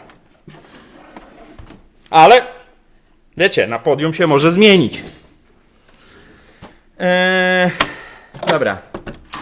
Teraz musimy, słuchajcie... Ja może go położę na boku, tylko znajdę pana... Już nie pamiętam kogo. Pana Mirka. Położę go na boku, pokażę wam, jak ja to wykręcam. Tu się kawa wysypie albo i nie. Podjedźmy do góry. Może tu nic nie wybuchnie. Poza lampą. Dobra, dalej nie będę podjeżdżał. Musimy powykręcać wszystkie te śrubki dookoła, żeby zdjąć ramki. Nie musimy. To później, do przeglądu. To nie będę tego wykręcał. Wykręcamy młynek, czyli wygarnijmy tą kawę na ile możemy. Na bank wspominał o wieku. Miał ktoś fantazję podczas konstruowania? Mariusz, o czym ty? Dobra, w chodzie nic nie sztywnieje. Plastiki sztywnieją, Artur. Witam pana doktora. Cześć, Krystian. Grzegorz, Artur, kobiety by się nie zgodziły. Sołtys pogrzej HTRM. Najpierw zapraszam na grupę. Narzędzia dentystyczne to nie są, to są lutownicze. A może, nie no, lutownicze, bo one nie były drogie. Alicja, Max Parent, ten co teraz naprawia, to nie dla widzów, ten ma właściciela. To jest ekspres dla widzów. Jeszcze 6 minut zgodnie z moim zegarkiem i z zegarkiem w komputerze macie na zwrócenie mojej uwagi. 300 zł on kosztuje, plus wysyłka, właśnie nie zaznaczyłem, bo przy tak małej cenie. Wysyłka to jest chyba 24 zł, słuchajcie, do 10 kg kurierem, czyli 325 zł, umówmy się. Tyle kosztuje. Chyba że odbiór osobisty, no to wiadomo o co chodzi. Ten ekspres, generalnie ten DeLonghi, gdybym miał wycenić swoją pracę przy nim, to powinien kosztować z 1000 zł. Naprawa jego była totalnym wariactwem. Jak nie widzieliście, to sobie obejrzyjcie potem live sprzed tygodnia, jeszcze raz powtórzę. Po co odkręcam te śrubki, jak mówię, że nie trzeba ich odkręcać? I tak będę je odkręcał później, ale wykręcamy młyn. Dobra, zróbmy to po kolei, tak jak zawsze to robię. Bartłomiej Korasiak, będę czyścił ten ekspres z taką miłością, jak ty go rozpierałeś. Zdjęcia na DC będę wrzucał. Dobre, powiem ci. A jak będziesz go z taką miłością pieścił, jak ja go ciąłem, to zmyjesz z niego lakier przez tydzień. Jeszcze worki kawy wezmę do ekspresu. Ogi, siema, siema. Coś mi zapiszczało.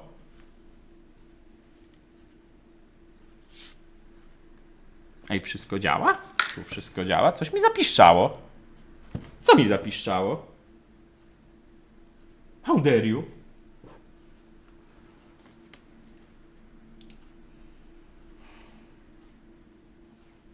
Czekajcie, sprawdzę wszystko, bo coś mi tu piknęło, nie wiem co.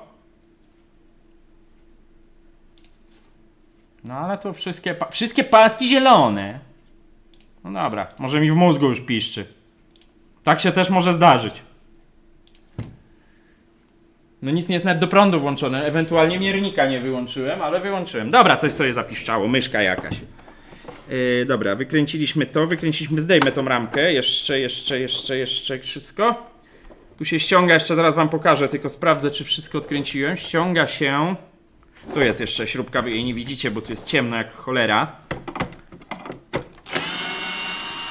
Obraz jest! Może pikawa, nie, to jakby mi pikawa piknęła, to byście tutaj takiego live'a widzieli, ale odpukać. Tu się ściąga taką ramkę, o, właśnie tą. Ona nie schodzi tutaj tak łatwo i w ten sposób macie dostęp do serca tego ekspresu.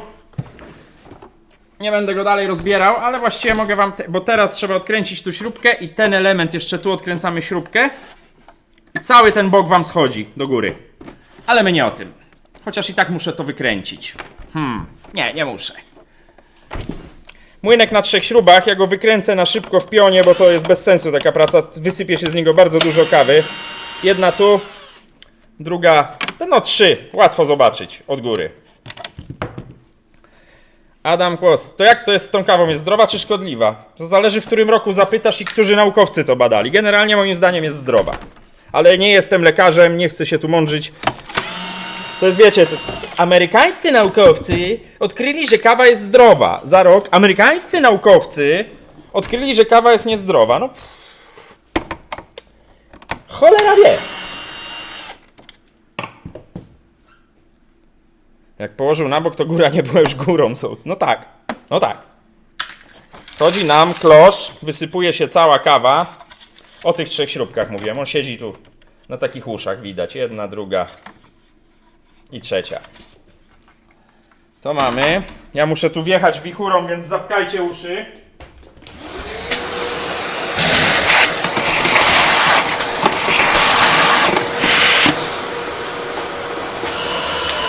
Okej. Krzysztof Burak, cześć Krzysztof. Jakub, pierwszy raz na live, oh yeah! Damian Mrożek, witam pięknie, przepraszam za spóźnienie. No, ja mam nadzieję, że jak tu młynek wyczyścimy, to będziemy kończyć, bo ja jetlag mam. Wykręcamy tutaj ten tunel, z tego co pamiętam. Tu jest taki tunel, zaraz wam to pokażę. A może nie musimy go wykręcać? Musimy go wykręcać. Ten tunel cały. No muszę mieć tą drugą kamerę, muszę wykręcić ten tunel. On jest tu na śrubce i tu na śrubce. Kurde, będzie ta kamera. Mam nadzieję, że najpóźniej za 2 live'y to już na 100%, a może już na następny zdążę. Bo ja przede wszystkim jeszcze, słuchajcie, cierpię patrzeniem tutaj do was cały czas w lewo. Jutro mnie będzie cały kark bolał. No bo jednak jak się przez 2,5 godziny, 2 godziny powiedzmy live'a patrzę w lewo, a jeszcze w ciągu dnia z wami rozmawiam z niektórymi z was na Discordzie, nie mam pensetki. Już czuję, wiecie? Już czuję, że to patrzenie w lewo mi ukręca łeb. To się tak wydaje, ale... Jak ja sobie pracuję, to patrzę się przed siebie, a jak gadam z wami... Z czego ja tam, bzyku, śmiejesz? Przyznaj się. O, Grzegorz Baryła dobrze pisze. Można do śmierci się zastanawiać, co zdrowe, a co nie. Życie trzeba po prostu przeżyć, a nie się nad nim zastanawiać. Dokładnie. Dokładnie tak jak piszesz, jakże bliska mi jest twoja filozofia. Dobra, jest w pół do, ja jeszcze jedną rzecz zerknę, ten na chwilę na bok. Jeszcze jedną rzecz sobie zerknę, łyknę sobie tu, tylko muszę sobie internety odpalić.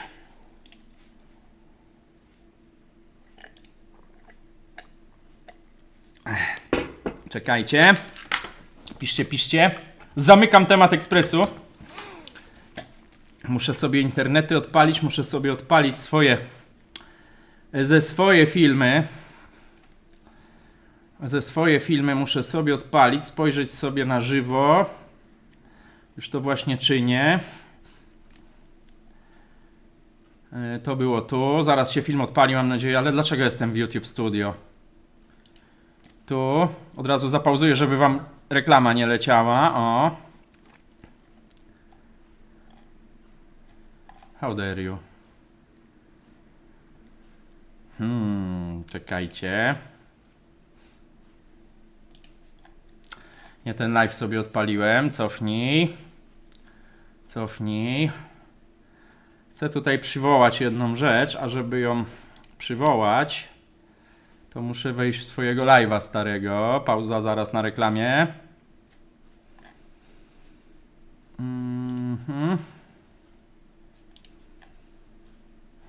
Już szukam.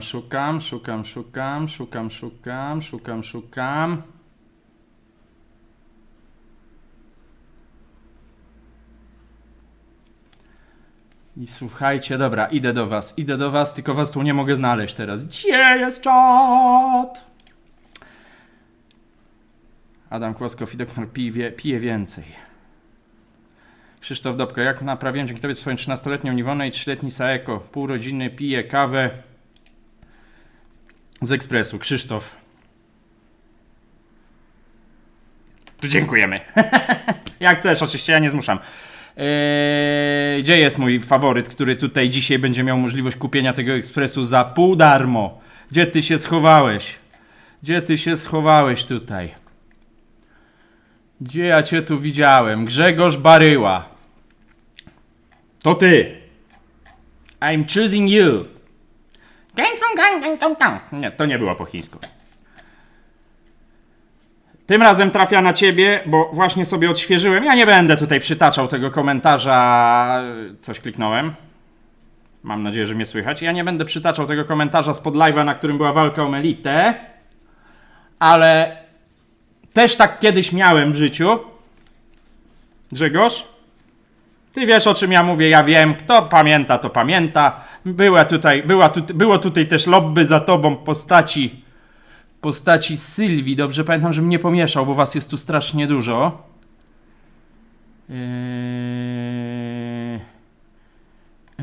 Znajdę. Kiedyś cię znajdę. Nie będę śpiewał. Znajdę. Sylwii. Dobrze pamiętam. Pierwszy raz nie pomieszałem imion. Więc Grzegorz, prośba tylko, podaj mi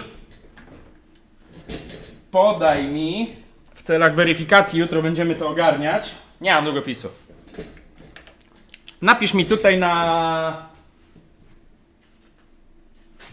na czacie, nie wiem, 3 środkowe cyfry swojego numeru telefonu. Tak będziemy się weryfikować jutro. A właściwie, wiesz co, zweryfikujemy się przez komentarze. Ale możesz mi napisać 3 ostatnie cyfry swojego numeru telefonu, ja sobie zapiszę.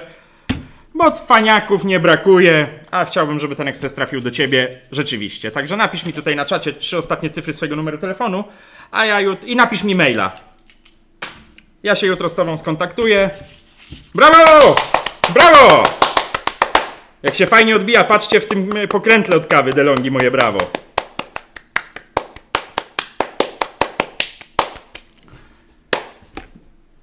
(0700) 2 miliony, tak.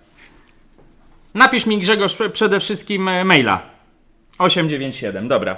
Tylko już reszty nie podawaj, bo zaraz będziesz miał masę SMS-ów z dowcipami. 897, 3 ostatnie. Napisz mi też maila, jutro się, nie wiem, zdzwonimy. Napisz mi cały numer w mailu, ja się do ciebie odezwę. I ogarniemy temat. Po prostu. Dobra. Niech on tu stoi, bo ładnie wygląda, ładnie się w nim moja ręka na przykład odbija. Gili. Wyciągamy młynek, bo się robi późno, mili państwo. To jest ten tunel kawy, o którym mówiłem, a właściwie tabletki. Wyjeżdżamy z gościem i tak muszę zdjąć obudowę. Seban, na nowe studio. Dziękułeczka, pozdrawiam. 3 śrubki, na których jest młynek. Długie.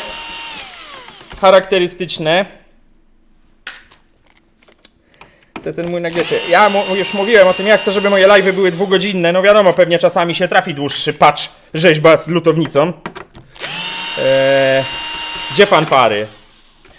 Człowieku, żebym ja umiał zrobić fanfary, zagrałbym na trąbce. Ale nie mam trąbki. Poczekaj. Kurna, nie pomyślał o tym. Poczekajcie.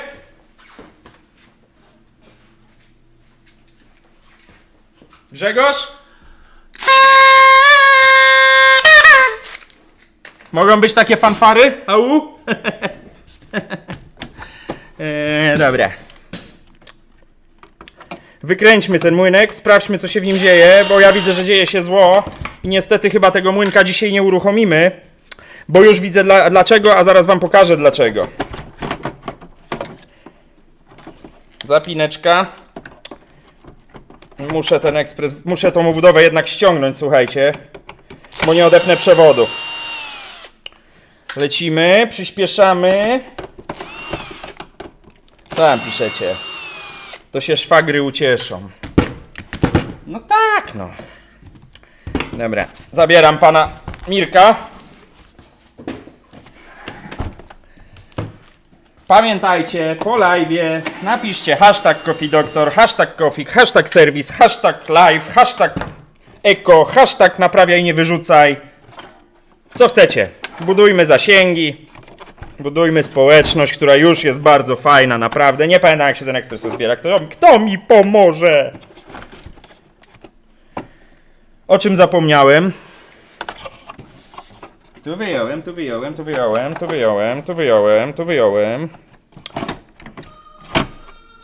O! Dziękuję, właśnie zapomniałem się zapisać dzisiaj, ale dobrze, że przypomniałeś. Tylko ja za fryzjera, bo wiesz, ja się w L'Oréal, Garnier, Paris, Pierre Bon Temps strzygę, to tutaj to mnie mogą najwyżej wąsy ogolić za te pieniążki, tatusiu. No, do fryzjera się wybieram drugi tydzień. O! Poszło.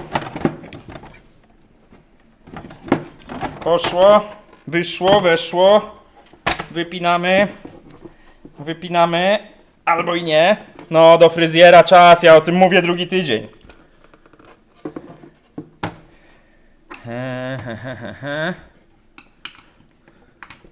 O co tu chodzi? Będą mieli drugi ekspres. Ja nie wiem co piszecie, nie nadążam. Najlepsze fanfary ever. No. Znalazłem z live'a urodzinowego.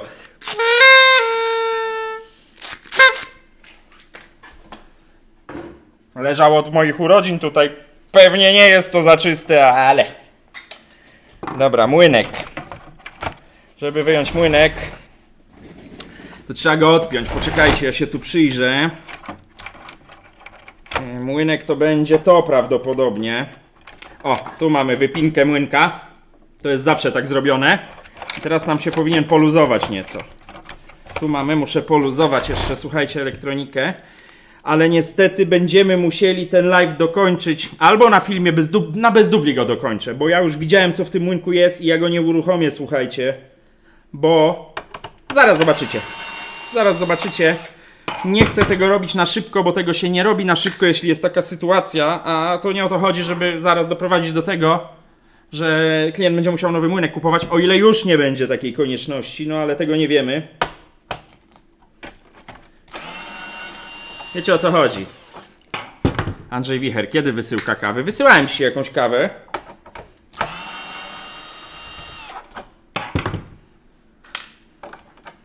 Nie będę teraz tego sprawdzał, bo na live'ach już jakby nie jestem w pracy, umówmy się. Dobra. Niech ja tu spojrzę. To mamy odpięte, jeszcze tu mam jeden przewód do odpięcia, ja go w tej chwili odepnę kombinerkami tymi ostrymi. Wysyłałem dzisiaj 3 albo 4 paczki. Na bieżąco jest ta kawa wysyłana. Chyba wszystkie wysłałem, jakie były zamówione. Patyczek wpadł? Jaki patyczek? O co chodzi z patyczkiem? Mail wysłany. Dobra, Grzegorz, ja już dzisiaj maile nie będę patrzył. Jutro rano siądę do maili, to ci odpiszę. Dzwonimy się, ogarniemy temat. Wyciągam tutaj od drugiej części młynka przewód. O. I mamy uwolnionego gościa. Bzyku. Na wyjazd do Paradyża. To po drodze do Tomaszowa byłem. Ceramika Paradyż. Wiem. Przejadę się za tę dychę, panie Bzyku.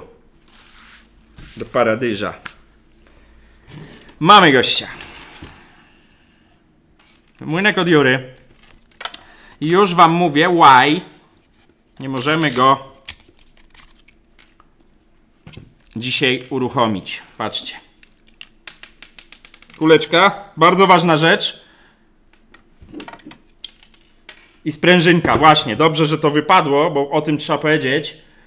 W tym młynku po zdjęciu żarna górnego są takie dwa elementy. Czyli, nie wiem czy widzicie, kuleczka i sprężyneczka. One idą tu. Większość ludzi je gubi. One idą tu. I ta kulka idzie tu do środka. O to chodzi, że jak kręcicie młynką regulacją, to jest taka terkotka, nie przeskakuje to samo. Nie zgubcie tego. To jest bardzo ważny element, słuchajcie. Dlaczego tego młynka nie będę odpalał? No odpowiedź jest w środku. Widzicie to żarno stożkowe? Ja to dzisiaj zapsikam chemią, odtłuszczaczem. Źle to wygląda, powiem wam już na pierwszy rzut oka. Prawdopodobnie może być tak, że... Czekajcie, bo to coś jest nieostro. Że... Nic już z tego nie będzie. Może być tak, że już są stępione te ostrza. Jeszcze jest nieostro. O! Widzicie? To powinno być srebrne. To samo jest tu. Dam wam do światła. Widzicie, jakie tu jest zło? Ja już nie będę tego teraz robił na live. To trzeba chemią, przede wszystkim benzyną jakąś ekstrakcyjną, no IPą, wszystko jedno. Najpierw to odtłuścić, potem to wymyć i porządnie wysuszyć. Stalowe. Tylko stalowe, Max. To są stalowe. To jest młynek stożkowy od Jury. Ten młynek tani nie jest. To zrobię już po live. Zapsikam sobie do jutra, mi to będzie tutaj żarło. No bo odpalenie tego młynka w takim stanie nie ma to sensu, słuchajcie. No to nie o to chodzi też, żeby robić na szybko.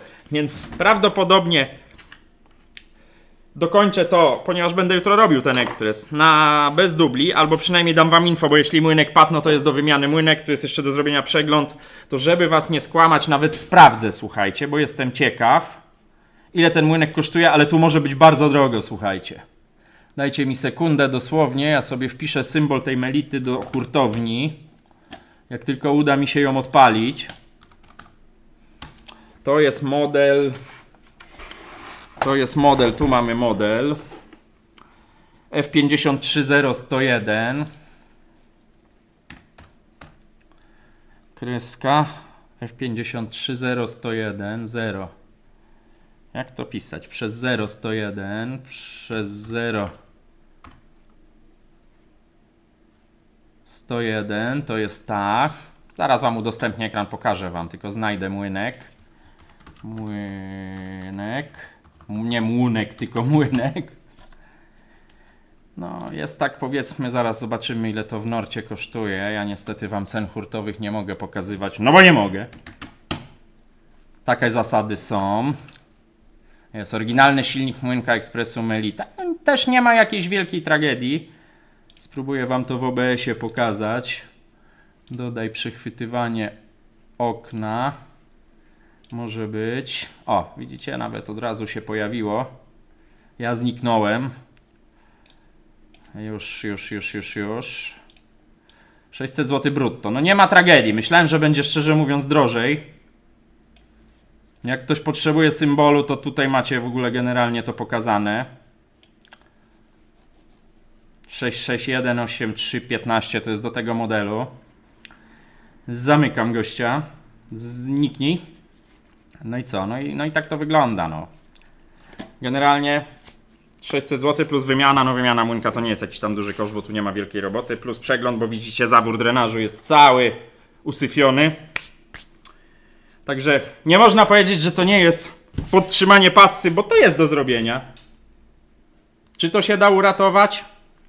Albo dam znać, albo nagram bez dubli, jak robię przegląd tego ekspresu, bo jest to jakiś pomysł. Jutro przychodzą zawory drenażu właśnie do Melity. DeLonghi Grzegorz, szczęśliwcem.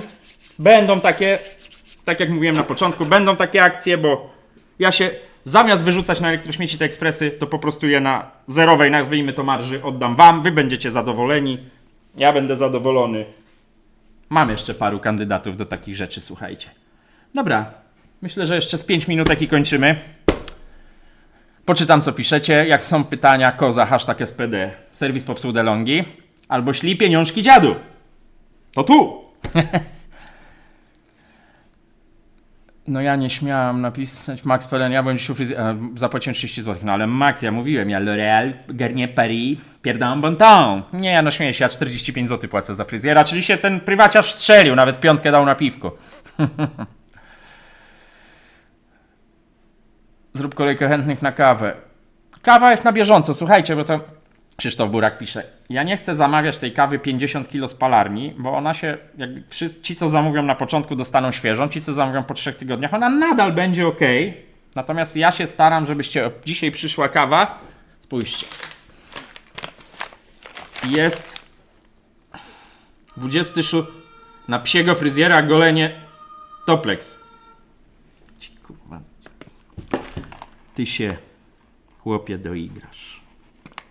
Au. Dziękuję, Szymon. Dziękuję. 26 października, data palenia. Ona aż pachnie przez ten papier. On oczywiście jest wykładany w środku aluminium. Chodzi mi o to, żeby ta kawa maksymalnie pachnąca i świeża do Was trafiała. Nie chcę jej magazynować, tym bardziej, że jak ja zamawiam dzisiaj kawę w palarni, czego nie zrobiłem, więc zamówię jutro rano, zaraz sobie tutaj kartkę przykleję, to maks 2 dni jest ona u mnie, więc dlatego mam nawet w formatce maila, którą do Was piszę, napisane, że to może być wysyłka do 3-4 dni roboczych, bo nie chcę, żeby ta kawa... Problemem kaw w marketach jest to, że one tam leżą. No wiadomo, jak u mnie poleży tydzień, to się jej wielka krzywda nie stanie, tym bardziej, że tu jest chłodno, więc ta praca tych ziaren wypalonych spowalnia, ale ideą jakby tej kawy, jak ja ją tutaj sprowadzałem, bo mnie często... Znacie już chyba tą historię, ja nie chciałem sprzedawać kawy, ale klienci mnie czasami pytali przy odbieraniu ekspresu, jakąś kawkę bym kupił, bo nie mam, bo nie wiem, akurat się zepsuł ekspres, tamta się zestarzała. Ideą było to, żeby to było do ekspresu, jeśli ktoś chce. Natomiast no, ja mam zasadę, że nie będę sprzedawał kawy złej, słabej według mnie, więc ta jest dobra i ona ma być świeża. Tyle na ten temat. Bzyku, pokulki to do spoksa, nie Grzegorz. Cieszę się, nieopisanie, w końcu będę mieć wymarzony ekspres. No ja też się cieszę, Grzegorz, no tym bardziej, że pisałeś, że nie masz ekspresu, więc chodziło o to, żeby ktoś taki ten ekspres sobie kupił. Za takie pieniądze z gwarancją. Max, ceramiczne czysto czytałem, zreanimujesz czy śmieć? Ale co? Ten młynek? To się okaże, tego nie wiem. To jest 50/50 w tym momencie. Będę wiedział jutro, jak chemia na niego zadziała. Ciekawe, czy mosiężną szczotką to zejdzie. Można to szczotkować druciakiem, ale to uszkadza ostrza na żarn. To trzeba bardzo delikatnie chemią do tego podejść, jakąś benzyną. No mówię, ipą to spsikam. Najpierw odtłuszczaczem, to sobie namięknie, to już bardziej nie zardzewieje. Sylwia, wielki elektronik mnie ostatnio zafascynował swoją pracą z kulkami przy płycie z CPN. Sylwia, mnie też on kiedyś zafascynował swoją pracą z kulkami, ale nie bryjmy tą drogą, nie idźmy tą drogą. Piękna była ta niebieska solder maska, o tak, spoksowa. Adam Kos, pracowałem kiedyś w recyklingu, to elektrośmieci w skali miesiąca na mały oddział nasz to ponad 200 ton. Nikt nic nie naprawia. To się zmienia, Adam, ale... Ja się po części ludziom nie dziwię, że wiecie, no ekspresy się stały coraz tańsze. Słynne Philipsy dlatego, chociaż one nie miewają poważne usterki. Można było kupić w promocji przed świętami bożonarodzowymi w zeszłym roku RK88, ale mamy ubaw na DC. No to się cieszę. Można było kupić za 1300 zł. No więc jak taki ekspres nagle naprawa jego kosztuje połowę jego wartości, to trudno się też ludziom dziwić, że to wyrzucają. Nie chcę nawet wiedzieć, z czego macie ubaw. PDK. Porno dla kawoszy. Pamiętam, Alicja. Tylko, że jak te wszystkie ekspresy naraz wrócą na gwarancję. Max, to jest jakby ryzyko serwisu. Gwarancję dajesz od siebie na taki ekspres. No nikt tutaj, wiadomo, włożyłem jakieś części. No, ryzyko, no. To zabawa w YouTube'a. Fajnie. Nie sądzę. On jest niezniszczalny, ten ekspres. Jest wszystko wyczyszczone. Jeszcze go muszę odkamienić, ale to już nie ma sensu tutaj. Dobra, czytam dalej. Kofik ma psa? Nie. To nie moja wpłata, ale spoko. No właśnie. Jest taka loża szyderców. Dzisiaj się ktoś na wpłatach na Discordzie, na jakichś tam zabawach podszywał pode mnie. No wiecie, Tipli ma tą wadę, może kiedyś to zmienią, ale wtedy będzie mniej donate'ów, że tam ja mogę sobie teraz wysłać sam donate'a. Prezydent. Nie będę mówił, który.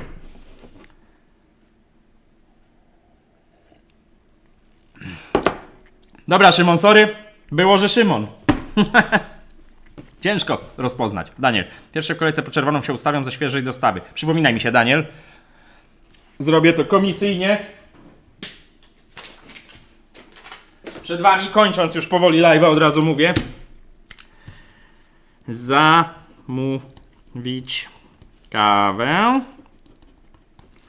Gwiazdka mała Daniel. Żebym o tobie, Daniel, pamiętał, chociaż i tak zapomnę. Kładę sobie tu.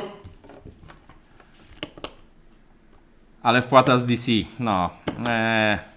Grzecznie czekam na świeżą stanek. Ok. 90 zł czerwona, 100 zł zielona. Wszystko jest na stronie. Przesyłka 16 zł do paczkomatu. To są już ceny po upuście dla was widzów. Ja mówię to tylko na YouTubie i tylko na Discordzie. Normalne ceny tej kawy to jest 120 i 105. Tak ją sprzedaję, jak ktoś tu do mnie przyjdzie. Tak, wiecie. Z ulicy po prostu, brzydko mówiąc.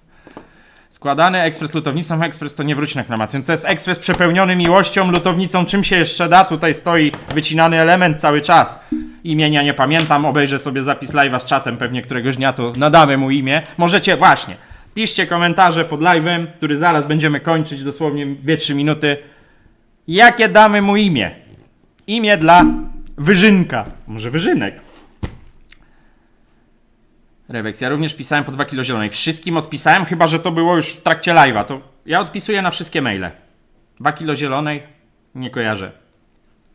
Ja odpisuję na te maile. Sprawdzajcie, czasami trafiam do spamu. Kiedy live 24 godziny Adam? Jak przyjedziesz i będziesz naprawiał ekspresy, zapraszam. Ja będę sobie leżał, palę fajeczka. Coś sobie tam otworzę innego niż mojego energetyka, elektryka chciałem powiedzieć. Świeża to świeża. Wacek, bakłażan. Piszcie, jak skończymy live, bo ja nie zapamiętam, ale wacek, bakłażan to też jest dobre. Jak skończy się live, od razu pojawi się zapis. Piszcie w komentarzu. Hashtag Coffee Doctor, hashtag imię dla... No, kofik jest zajęte. Dobra, słuchajcie, moi mili. Albo będzie bez dubli w środę. Wiem, że środa to święto, ale... No, będziecie mieli co obejrzeć wieczorem. Albo będzie na bez dubli w środę dokończenie tej naprawy, plus jej pewnie przegląd tego ekspresu, bo on wymaga przeglądu. Muszę to oczywiście skonsultować z klientem. Grzegorz, maila wiem, że już na wylutek. No, też dobre, Grzegorz. Wiem, że napisałeś maila, jutro się jakoś odezwę. Nie mówię, że to będzie rano, ale na pewno jutro. Mam zapisany ten twój numer telefonu, tylko nie wiem gdzie. Mam na biurku. Też sobie tu rzucę. Znaczy numer telefonu, końcówkę, żeby cię zweryfikować. Oczka już ma, Daniel. Trzeba mu jakieś jeszcze łóżka dorobić. Dziękuję wam za live. Dajcie suba, znaczy już to pewnie daliście. Polećcie znajomym, udostępnijcie live'a. Dajcie łapkę w górę. Jeszcze raz. Napiszcie komentarz z imieniem dla Wyludka. Sprawdzę to, Rewex. 15:17. Może mi trafiło do spamu. Sprawdzę. Bo ja odpisywałem chyba wszystkim, ale sprawdzę.